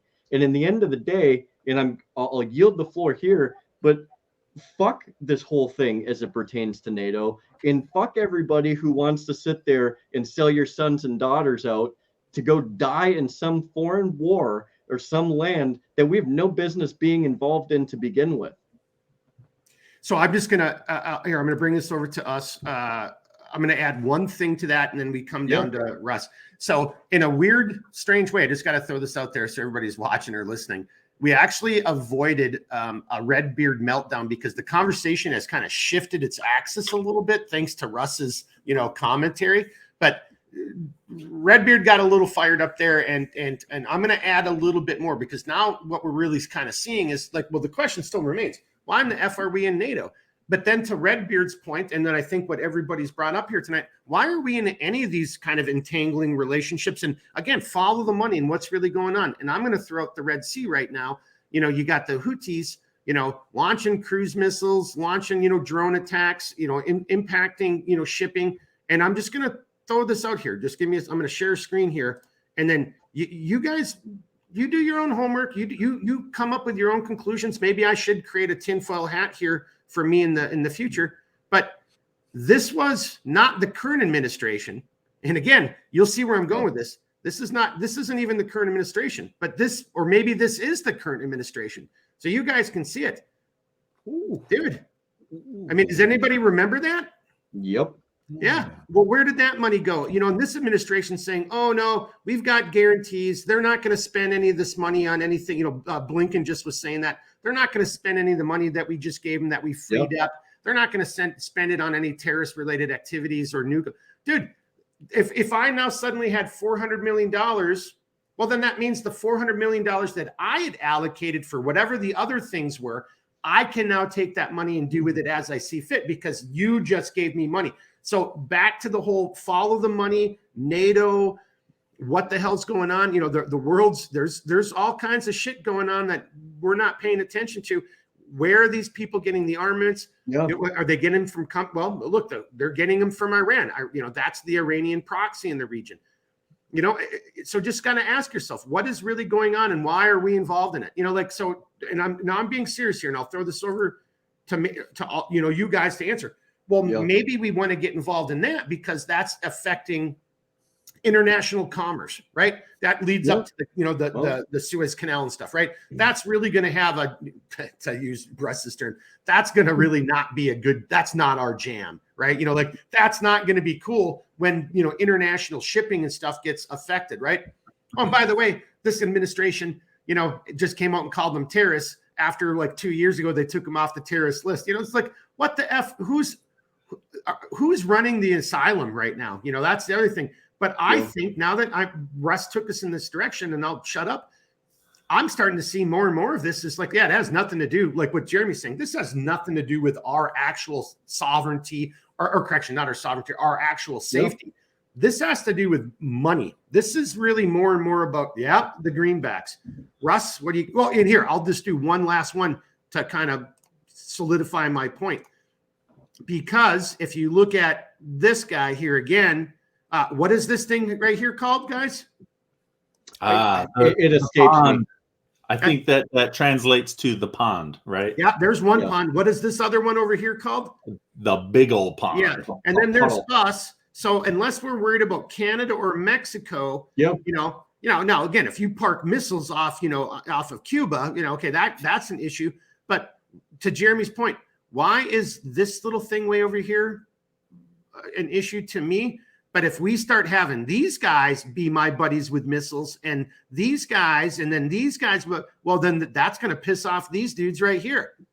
Dude, why aren't we falling back? Look at how much money that we need to fix our own effing country right now. Yeah. You're going to tell me that this freaking little bullshit thing that's going on over here, that we are not the innocent party. Go back to 2014, folks. Go and do your own history, right? Let me just keep the map up real quick. I just want to ask this one question. Okay. How many of you are willing to send your sons and daughters to die for somebody that's not us? Look at that map. Hey, look, I hate to say it. We just lost 2 Navy SEALs right in here someplace. Hey, who just died trying to, do a boat interdiction that may have had, weapons that were, like, are we really, was that worth it? How did we get into this mess? If a parent can sit there and tell me, yeah, I'll send my 20-something-year-old to go die for a conflict that has nothing to fucking do with us, somewhere over in Eastern Europe or somewhere by Libya or wherever the fuck you want to send them. Dude, you're fucking depraved. You are absolutely depraved. There's no reason your son or daughter should be anywhere near there. And like I've always said, Mark, and I'll leave it at this and let Russ take over. You know how you don't get attacked? By having your shit in other fucking countries for people to shoot at and fucking blow up. Yeah. No, that's a damn good point. That really is it right there. So again, from a liberal perspective, and I don't mean that in the way liberals use nowadays. Like I don't like, that's always something bums me out. It's like, no, those are communists. Those are leftists. Like, no, I don't care what you do in the privacy of your own house. And as long as I don't have to pay for it, and it's not a threat to me. But that same attitude goes globally for me. Like what Jeremy said, hey, look, I spent my whole life prepared to go off and do this stuff. And then, and doing it. But that does, what I'm trying to say, again, I'm not excusing my actions, like, hey, when I was sent off to go places and do things, it was because there should have been a reason. But at the end of the day, half of that stuff was illegal. It wasn't, it wasn't ratified. It wasn't an actual declaration of war. It was always emergency powers. And, when people don't like, why did the National Guard only get deployed for 179 days? Because after 180 days, it's going to take a congressional act. So that's how your politicians are fucking you over and fucking over your sons and daughters by just only doing it for 160 or 179 days and et cetera, and et cetera, and et cetera. Dude, in the end of the day, there's one place we need our people to create a defense of our homeland. And right now that exists on the border. It doesn't exist anywhere else.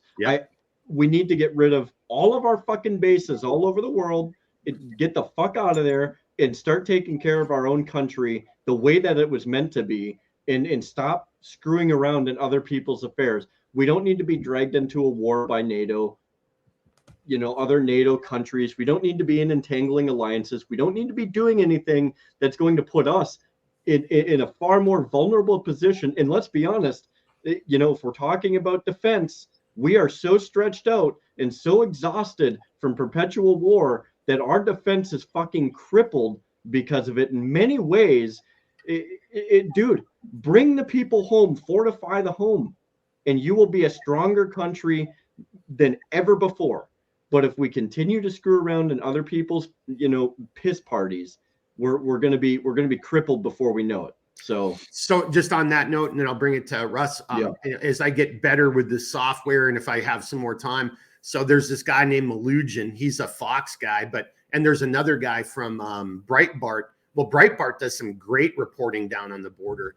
But there's some guys. And so there was just a video the other day, and I think it was on X. So I got to figure out how to, I suppose I could have just pulled it up and shared the screen. That would be the simplest way. But dude, this is an invasion on our border. There's just, I don't care, if you're a Democrat or Republican, I don't give a shit. If you sit there and try to tell me that the border's secure and then these things aren't happening, you're either intentionally lying or you're just intentionally fucking stupid. Like the video he has of like this, dude, I'm talking, there's thousands of people. They're all being corralled. They're all being ushered in and then they're just released. And, with each passing day, there's more and more citizen journalists trying to bust. Dude, Jeremy and I were just talking about this, to Jeremy's point. We've got police officers escorting illegal. You've entered the country illegally. I don't give a shit what your personal thoughts are and whether they're human beings or not. That's not my point. It's illegal. There is a process to enter our country legally. You've done it illegally. That is a crime. And here are cops escorting them and keeping reporters and journalists away from seeing what they're doing as they bring them to buses or planes and fly them out to different parts. We don't have any idea. Like, so that one guy out in New Jersey, a Democrat, but he had it right. He probably had it right for the wrong reasons. He just didn't want, he didn't want these people in their town. Dude, but he basically, Fetterman we is don't know even who saying these people close are. to There's no way we can vet this. So I'm just, it's, I'm not trying to take this down a rabbit hole, but I think it ties into this whole thing. Like, Yeah. it's NATO. Like, dude, what if another country was having these problems and now suddenly they're getting terrorist attacks and it's unconventional warfare taking place in Poland or whatever? Like, are we going to suddenly go and start getting involved in that shit? I mean, that doesn't make any sense, you know. Or if there's some issue in America, are NATO countries going to like start coming over here to lend assistance to us and not, you know, like, what the F is going on here? Like, that's a scary thought too. Right. That's a conversation we haven't even went in yet. So, well, and we're already at an hour and a half. Do we even want to go down? We're gonna have to. There's going to be another part to this. Okay. The ongoing, the never end. What was that movie? The never ending story. Yeah, the never ending saga. All right, Russ, bringing it back over to you. Well, so I okay. I want to just outside the box here a little bit. All right. I like you, Mark, and I'm not Redbeard. I hope you understand. I'm not contradicting you at all because I do agree. But I joined the Marine Corps because I knew there was an excellent chance I would go overseas. Now, to your point, Redbeard, I knew I would be going over there, and that's what I wanted because of what I understood was the situation in Iraq specifically. And my dad did not like it. He tried to get me to join any other branch than the Marine Corps, but I knew that Saddam was our fault. Saddam was America's fault. We set him up, right? We put him in power. We gave him all the stuff, and then we just said, hey, you know, call us if you need anything. And he went south real fast. He lost his damn mind and did a bunch of crazy stuff. Not the first time we've done that, but this was the first time that I could do something about tidying up the bed that we messed up, if you want to think about it like that. So to your point, you got to know where you're going to go or where your kids are going to go, and you gotta understand it, and you have to really be in that as an investment, right? Because you're investing a life, whether it be yours or your child's or whoever. You're investing a life, a very precious once literally in a lifetime thing to that thing. And I knew what I was getting into. I wanted to get into it, and I was willing to die for it because there was a lot of perfectly good humans over there. They were getting totally screwed over by this guy on top of all the other things that they get screwed over for. We won't go down there, but I hope you know what I'm saying. Like, there's a lot of reasons that those human beings don't get to live the life that they want. And that guy was making it so much worse than it had to be. So yes, I totally agree. Now, here's my outside the box part.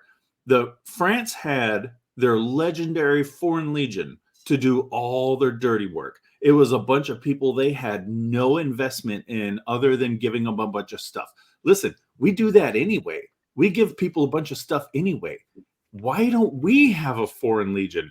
A bunch of non-Americans, I hate to say it, but a bunch of chumps who are just falling for like this romantic ideal, and we can send them anywhere we want. And we're already giving out all the equipment like candy. I mean, I kind of like it. I kind of like that idea. I mean, not to say that I want to send people to their doom for no good cause, but I mean, if they're suicidal anyway, you know what I'm saying? Like, let's put it to some use. That was really dark. I'm sorry, but I mean, like what they were saying, like don't invest something precious if you don't even know what the hell is going on. You know what I'm saying? Like, let some other chump do it. You know, like if Ukrainian, kids or parents of kids want to invest their kids in the fight, well, that's your deal. But like we need to circle the wagons a little bit. You know what I'm saying? Like we need to let other people handle it. We've been Captain America for a long time now, and we kind of like the actual Captain America. We need to kind of like draw back a little bit and be like, hey, we got some other stuff to work out. Sorry. Yep. Deuces. Yeah, no, I'm going to add 2 comments, and I am going to just come around and say I do disagree with Jeremy on a point, but but also just throwing out there, we're at an hour 38. I mean, Yep. Jeremy, we want to try to probably wrap it up here, and I know you Yep. got comments, but my 2 comments though is, yeah, I mean, an American Foreign Legion. I don't know. That's an interesting comment. So whoever's watching, as you're at the end of the video, if you made it this far, leave a comment, leave what your thoughts are. I'm not 100% sure, so I'm going to hold off on responding to that. On one hand, I see where you're coming from. On the other hand, we're a country of laws, right? We're a constitutional republic, freedom. I kind of like the idea of the volunteer military. Well, and that's what the Legion is. I mean, really, it's hey, if you're stupid enough to come and volunteer and we kick your ass and turn you into a fighting force, and we're going to, as you pointed out, and we're going to send you wherever we want to send you. And, yeah, I mean, I don't know. I have to think about that a little bit. But here's where I slightly disagree with Jeremy. And I'm going to go back to my map thing. And this is just a small thing, but I don't think we should pull back completely, right? We've got this, these 2 great, barriers right here. That's what helps us. But if you look at it, like shit's been going on in this part, of the world, shit's going on in this part of the world, shit's now going on in this part of the world, and shit has been going on in this part of the world, so I do think, when you look at it from a very strictly military perspective, you have to be able to do force projection. So, I don't know, Jeremy, maybe we could, come to a compromise, but, hey, you're going to maybe have to have, and I don't know where it would be, but maybe it'd be here because it's easy to move people from, here to here, or maybe you have to have one base here, and then, I mean, I'm just making up, and one base here. So, or maybe the Philippines, right? But you do want to have something where, so you can have, materials already positioned overseas. So then it's just human beings getting on a plane, falling down a material, and then being able to then respond to things in that theater of operations more effectively, trying to air, look, we've got great capabilities, both sea and air, but trying to move, even just a battle group, do you know how much of a huge thing that was? And it all came from over here. When we think about the Korean War, and when we were bringing people into Korea, so like in Japan, you got to have the ability to at least have forward operating bases so you can project power into a region in case of crisis. That's all I'm trying to say. This is where I disagree with you. We need to have some overseas bases, but we don't need to have, why do we have, seriously, right now, everybody should just ask themselves this question. Why in the F are there American forces in Syria right now? Why do we have bases in Syria? I just want to ask people, why? Why are there bases in Syria? Are we at war with Syria? What are we doing there? But I do think we have to have something, and this is where I think we personally screwed up. So, we could have turned Iraq into a great ally, and because you nailed it, Russ, we created that shit show. We created that situation. All right. We could have went in there, and we should have went in there, remedied it, and we should have made them our, some of our new best friends, like Japan, so maybe that's where we would have had a spot where we could have then force projected, from there. But I digress a little bit, but that's where I kind of do disagree with you a little bit, Jeremy, is I think we still have to have some presence overseas, but I think it should be strategic in thought, and it should be limited in its footprint, and it should only be done in places where it makes sense. Not there for war fighting, not there to influence, but in case something did break out that went against our national interests, we could respond to. And if that host nation didn't want us there after 5 years, then that's as far as it goes. And then, then you look at something else.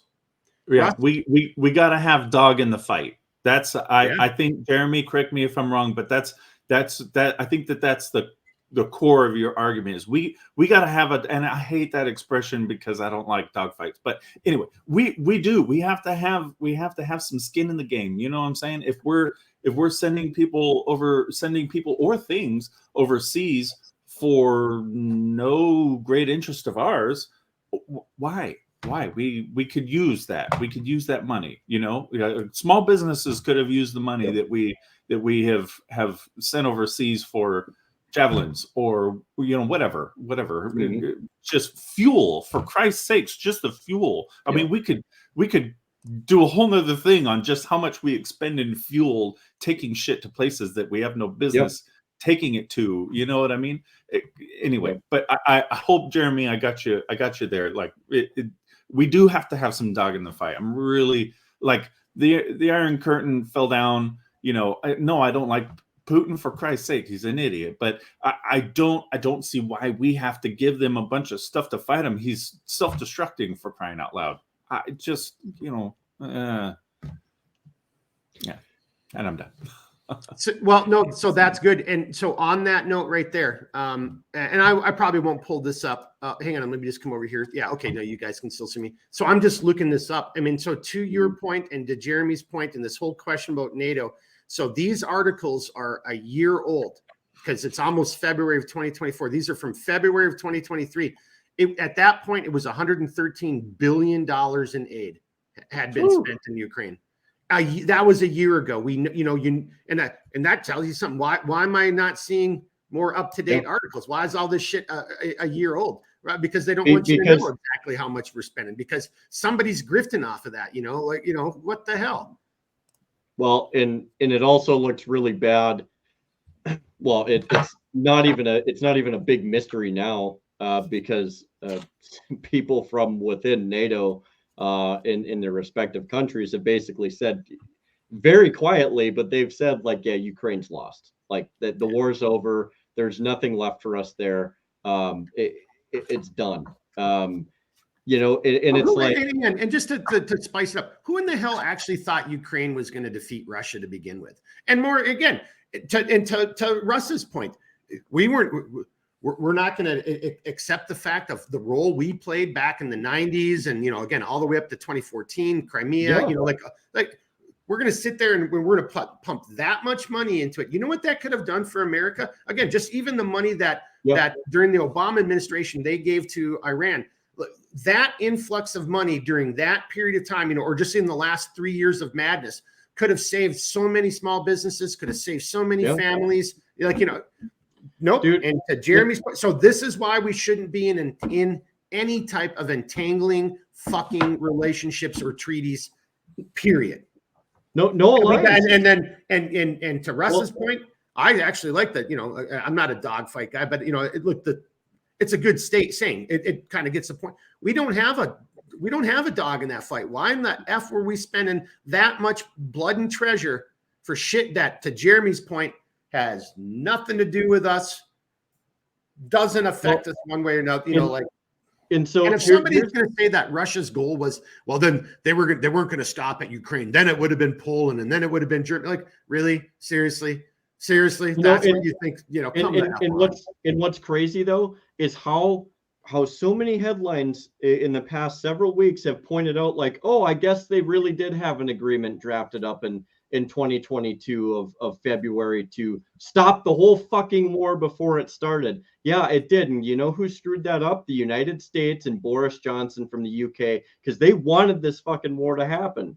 And look, in the end of the day, like they were willing to come to the table. Russia was willing to come to the table and even cede some of the things that they had initially asked for, because they didn't want to go in and fucking kill a bunch of Ukrainians. What they wanted was to be able to hold, the territories that they felt were important. And it's like, dude, like, this is open fucking information now. And yet NATO and its partners pushed for this war to go on. Dude, from what I've seen, the information that I've seen about the death and the impact that it's had, 3 generations are now gone in Ukraine. 3 generations, dude. Like, and I could be wrong, but I've seen several sources bring this up, and you can read all the sources that you want, you can look up all the information, but that's unfathomable. Could you imagine if the United States lost 3 generations? Think about that. 3 generations of people just to the meat grinder because we wanted the war to happen. Like, that's what you get with NATO. That is what you get with NATO. We're not going to even fight the war. We're going to have other people die, and your country can suffer for our ambitions. Like, there's and then I don't nothing- even like how you said our ambitions. That's not the ambitions is from my perspective of America. That's not the America that I No, but the NATO ambitions, that's what I'm Yeah. saying. Yeah, NATO's yeah. ambitions. Well, Like, and it's the ambitions of America, the mix, all yeah, those different, like yeah. it might be theirs. Like, look, again, I'm not, don't anyone see me for, defamation, but, like, just look at all the war hawks, like, hey, like the Mitch McConnells and the Nikki Haley's and everybody who's making a shit ton of money because they've got the inside information. See, I'm bringing it all the way back to Russ again. Yeah. I'm starting to see this in a slightly different light. And they're on the committees. They've got all the inside info. They do all their stock trading, and then and then they're making millions of dollars. They don't give a shit what you just said, Jeremy. What if some of us die? Well, we're the smelly flyover state people anyway. Whatever. Or you're from a foreign country. I don't even know how to pronounce. Or I don't even know what part of the country where the fighting's taking place. Nikki Haley. That was a great. I have to give Ramaswamy actually punched her in the throat. 100%. She had no idea. She doesn't know anything about the geographic disposition of where the fighting's even taking place. But she's all on board with more money. Let's kill some more people, especially if they're not our people, But that's okay if they kill our people too, because, what's a little nuclear radiation? I've got a bunker someplace, whatever. But I just want to say, like, it is there are constitutional parameters for treaties. Like, treaties are definitely a thing that we can have. In terms of trade, we can conduct trade. We can do a lot of different things, but alliances, having allies was something that our founders were staunchly opposed to. Treaties are one thing because it helps normalize relations. Trade is one thing because you can have regular relations, even with countries that you don't like. But as far as alliances, again, alliances are entangling. They will drag you through and create more problems than you know what to do with. I am wholly against alliances, as my founding fathers were in this country, and I'm totally against alliances. To full stop. What I'm not against is making a treaty with somebody and saying, hey, we can have relations, we can trade, we can do these different things, and that's something that is available. But for us to have alliances and to be brought into a fight, even outside of the NATO thing, to be brought into a fight because some other country decided to get involved in something, or because somebody else was attacked, that's none of our problem. Look, in the end of the day, I hate the idea that we would be beholden to somebody else other than the United States when it's not our problem. And I get that people would say, like, oh, that's isolationist. Well, maybe it is, but in the end of the day, I don't want anybody else's son and daughter going to die for somebody because they got into a scrape with somebody else. Dude, that doesn't serve an American interest. It doesn't serve anybody else's interest. And it's the only reason why I've taken the position I have against having bases regardless of the number anywhere, because unless we are locking down our border, conducting the things that we need to do in our country, it doesn't matter. Like, we should not have alliances, and it's never going to end well. Never. And we'll just get this vacuum of blood and treasure and body bags that we've had for decades now. Hey, the rich will keep getting rich. They're not going to ever. Where's the racket, dude? Yeah.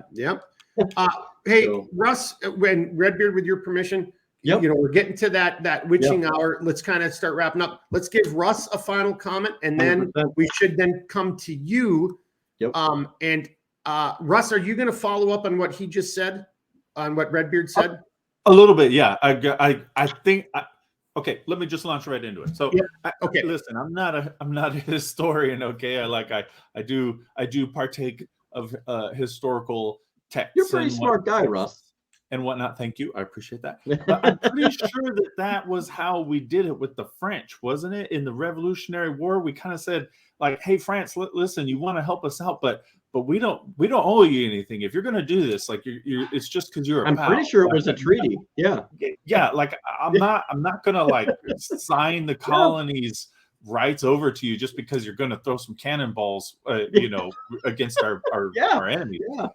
Like you're doing that because you're a real pal, but I don't know you anything. I'm pretty sure that's how it went down, and I really like that. I do like that. Yeah, and because the thing of it is it doesn't force you to be beholden to certain things. And look, France didn't have to do it. Yeah. They had beef against England too. So they were like, whatever, man. We're like, we got some dog in this fight. England and us have some scraps. Okay, so like we're just gonna be there for you. So anyway, I totally. And when it comes to these alliances, I mean, listen, maybe I grew up on too many sitcoms or something, but doesn't it just feel like one of those situations like your friend is fighting with his lady and like you're like getting pulled into it and you're like, no. Like, I like you both, but like, no. And you just keep getting like sucked in. Like, that's what an alliance feels like, doesn't it? Yeah. It's like, now you have to give a shit about all their shit. Like, I don't like that. And before you know it, you're emotionally invested, financially invested. Yeah. Well, and you're helping your pal move, and then she wants to get back, so then you use your truck to help her move back with him because you care about your buddy, It's like, but hang on, and then and this is where, to Jeremy's point, because hey, I'm friends with both of you guys. You guys, whoa, and then but then you can get drawn into it, and then the whole thing falls apart, and all three people hate each because I didn't want to help you, or I didn't want to help her, here's trade relations, dude. Fuck, geez, come on, man. Like, and the thing of it is, right? So, like, say you have a falling out between countries like that, you know what you can still do with them? You can still trade with both of them. Yeah, weird. Yeah, totally. Yeah, weird. It's amazing. So actually, if you're, what's that? Oh, no, I was just going to say, Redbeard, when you were saying this earlier, I mean, I wrote it down, treaties, this other thing called SOFA, Status of Forces Agreement, and trade. I mean, like, that's all you need. Like, hey, if I'm going to have some guys in your country, either like training with you or like coming over, like, to use our example, coming over and helping you with your barbecue this weekend or whatever, but there's going to be an agreement. Like, okay, so my guys aren't going to do this. And if they get in trouble, here's how they're going to be, that's not, it's just a status of forces agreement for that situation with you in that country. And it could be completely different. It could be completely different between me and you as it would be between me and Russ. Yep. And there it is. And that doesn't mean, and look, I'm already doing trade with Russ. Decent, might hate me, but he's still buying my gear. It's good. Because we had a decent status of forces agreement. That's it. That's all you need. And that's, go ahead. Oh, I was just going to say, the last thing I want to say, I think that NATO, like a lot of other international organizations, great idea, super dumb to still be a part of it. It's really pointless. Fight me on that. I don't even, I'm a teddy bear. Okay. I blew out all my anger in the Marine Corps. But fight me on that. Like, it's so dumb. Total loss of resources, and I really do strongly believe that it's just a money laundering scandal. Anyway, so okay, I'm actually just going to stop there. I'm going to go down the rabbit hole if I go anymore. So, hey, honestly, with your permission, Redbeard, I think those are, you got a closing statement, but I wouldn't take it too far away from Russ. No. Honestly, I mean, I think we've kind of said what we're going to say this time, and I think Russ just kind of nailed it. That giant hammer, little nail. But it's all the way into the wood right there. Yep. Yeah, I'm not even going to take the pry bar to it. There's no reason to. Let's keep that closed for the next episode. Because, dude, like, I when we first did this, we had the first one, then we had the second one, which, Russ, we're happy to have you for those two as well. And it's great that you're able to come back for this. But it's like there's this discussion, and I think this next one is actually going to come back. I would like to bring it to kind of the domestic consequences of it in this next one, because Mark, I know there's a lot you want to touch on there, and because look, the consequences for us domestically, and we will. I want to get back more into trade and how we can smartly go about doing certain things, because look, when you're alienating yourself from different countries because NATO doesn't like that country, but you have no qualms with that country, what's happening? You are literally shooting yourself in the foot economically because you're a potential trade partner that you could have been having great business with. You could have bolstered your economy by having another trade partner. You could have had, who knows, you could have gotten goods and services that you never even knew you could get from that country. And they're 3 times better than 3 of the NATO partners that offer the same thing. So it's like there's a lot of ramifications as it pertains to NATO and these organizations that bring countries together under this one major umbrella. And Russ, like you said, like, really good idea on paperwork, but it's kind of like a fart in a skillet, if you will. Like it just it just doesn't really work out, you know, like it's here and then it's gone, and then it just devolves into something absolutely beside itself, if you will. So or destructive of its means, if you will. So yeah, no, I agree with you. And I would like to hit more on the domestic side of this conversation, the next one. So let's do that. Let's, because again, for everybody watching, you know, thank you for being here. If you're watching on Rumble or ScrewTube or Odyssey or listening on Spotify, very much appreciate you being here. But yeah, we're going to have to revisit this because, you know, and we're trying to do a better job. We're doing shorter podcasts, but you can see that this subject, you know, and we're having a little bit of fun, you know, and Russ came in here like and threw a bunch of fun grenades on us already, you know, like, and that was awesome. But it's a serious subject, and there's a lot to cover here. So we're going to wrap it up right there. Redbeard, with your permission, we're at 2 hours. We can still get this done here shortly, but let's give Russ one final comment, and then it'll come up to you for the outro. Are you okay with that? Yeah, Roger that, man. Russ, are you okay with giving us, you know, another little gem before you go? You gotta have some other gem. I don't know if I actually have gems. I mean, I just like throw stuff out of my pocket. It might be lint. I'm sorry.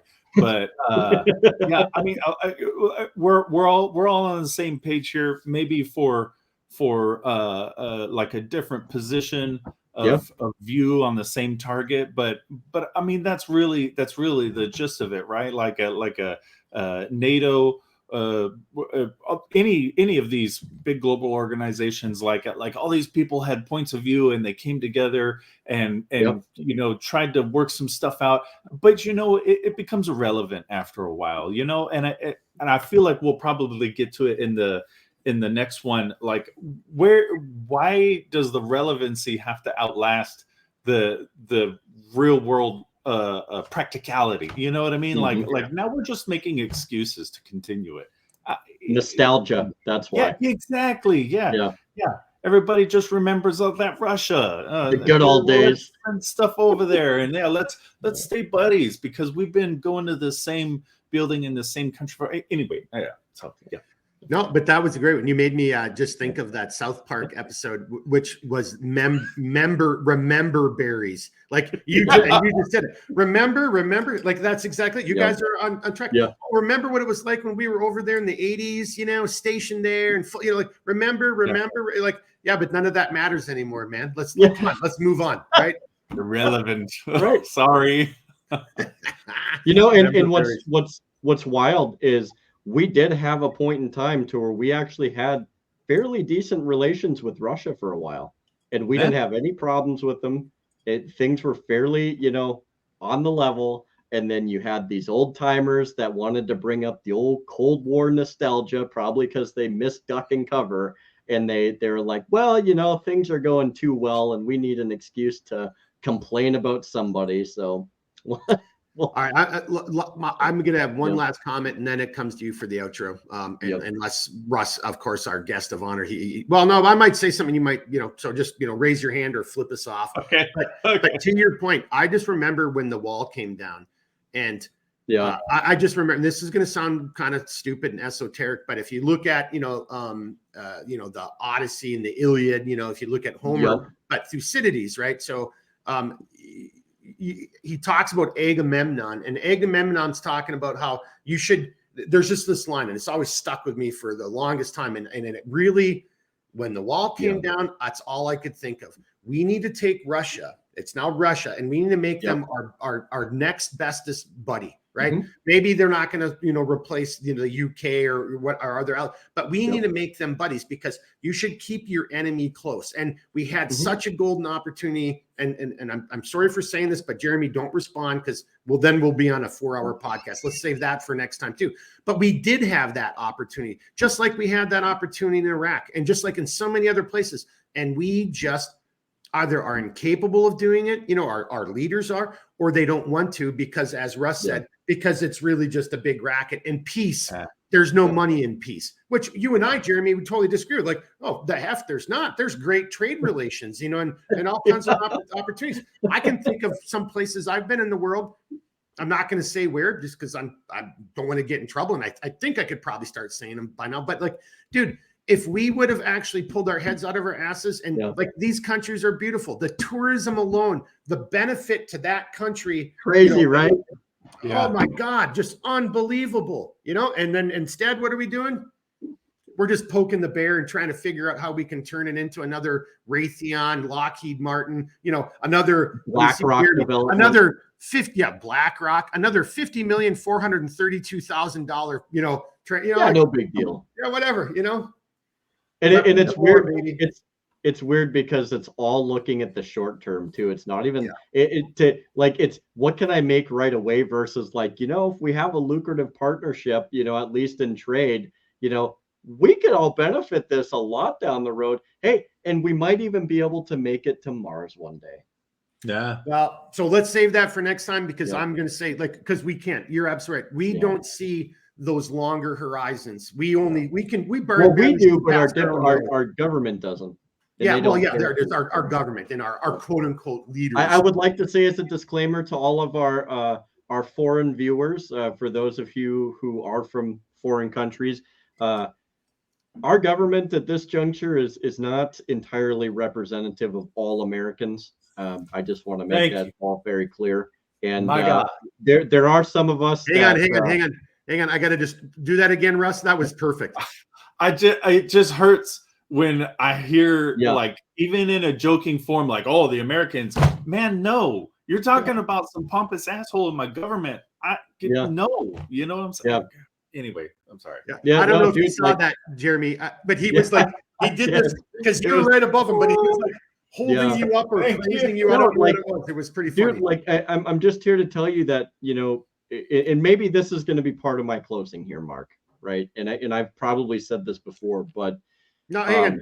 Let's just make that decision. Let's close it, because otherwise we're already trending. Like this is where I'm going to go with this. Is, we are, at the end of the day, despite where we live, we're all human beings. Like, there's a lot more that we have in common with each other than our diplomats and our bureaucrats and our government officials want us to realize. They don't want us to realize that, because we have to hate each other for X, Y, or Z. It doesn't have to be that way. We don't have to be going abroad and killing each other over these petty money laundering, as Russ likes to bring it up, which is totally valid.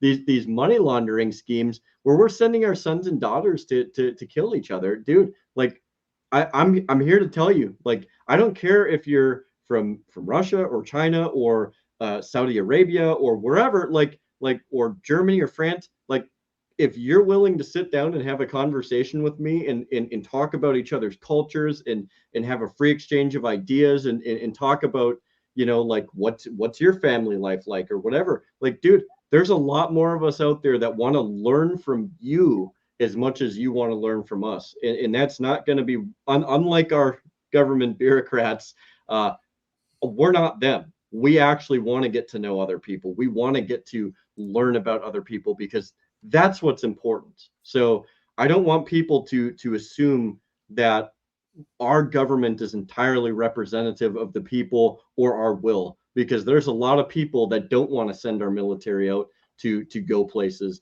We're not heard. We are completely ignored. So we'll talk more about that as it comes down. In the end of the day, Russ, God dang it, man, I'm so happy that we finally had you back. It is it really puts, I'm not gonna lie, it puts some wind in my sails. Me and Mark have been talking about this for a while, and honestly, it's so good to see you in good health and that you're doing well, man. Like you're awesome. So we appreciate you. We appreciate Patrick that came on, and most assuredly, we appreciate everybody that decided to sit down and watch this. His new name is P. Rick. P. His new Rick. name is P. Rick. And you know, thank you for each and every person that takes the time out of their day to sit and watch this. We do get passionate sometimes, but in the end of the day, we hope that you at least sit and think on what it is that we talk about, even if you agree or disagree. It's all appreciated. So in the end of the day, the flame of liberty shall not and will not ever be extinguished so long as there are good people that are willing to defend and support it. And that means you. Like Mark always says, you are the resistance. And that means we each have to be involved. We have to get involved at our community levels, at our state levels, and we have to be the solution. We've got to stop looking at what the problems are entirely, and we've got to start being the thing that counts and the thing that makes that difference. Because if you sit there and complain about what the problems are, but you're not doing anything to be part of that solution, then you're not going to get the achievements that you're looking to hope for. And you're certainly not going to have a world that's going to value liberty and rights the way that we were intended to. So on that note, thank you, every single person that watches this. Thank you, Russ. And also thank you for P. Rick for coming on here. And that's all I got for you guys tonight. Thank you for watching the Mission Critical Podcast. All right, everybody. Be good. Thanks.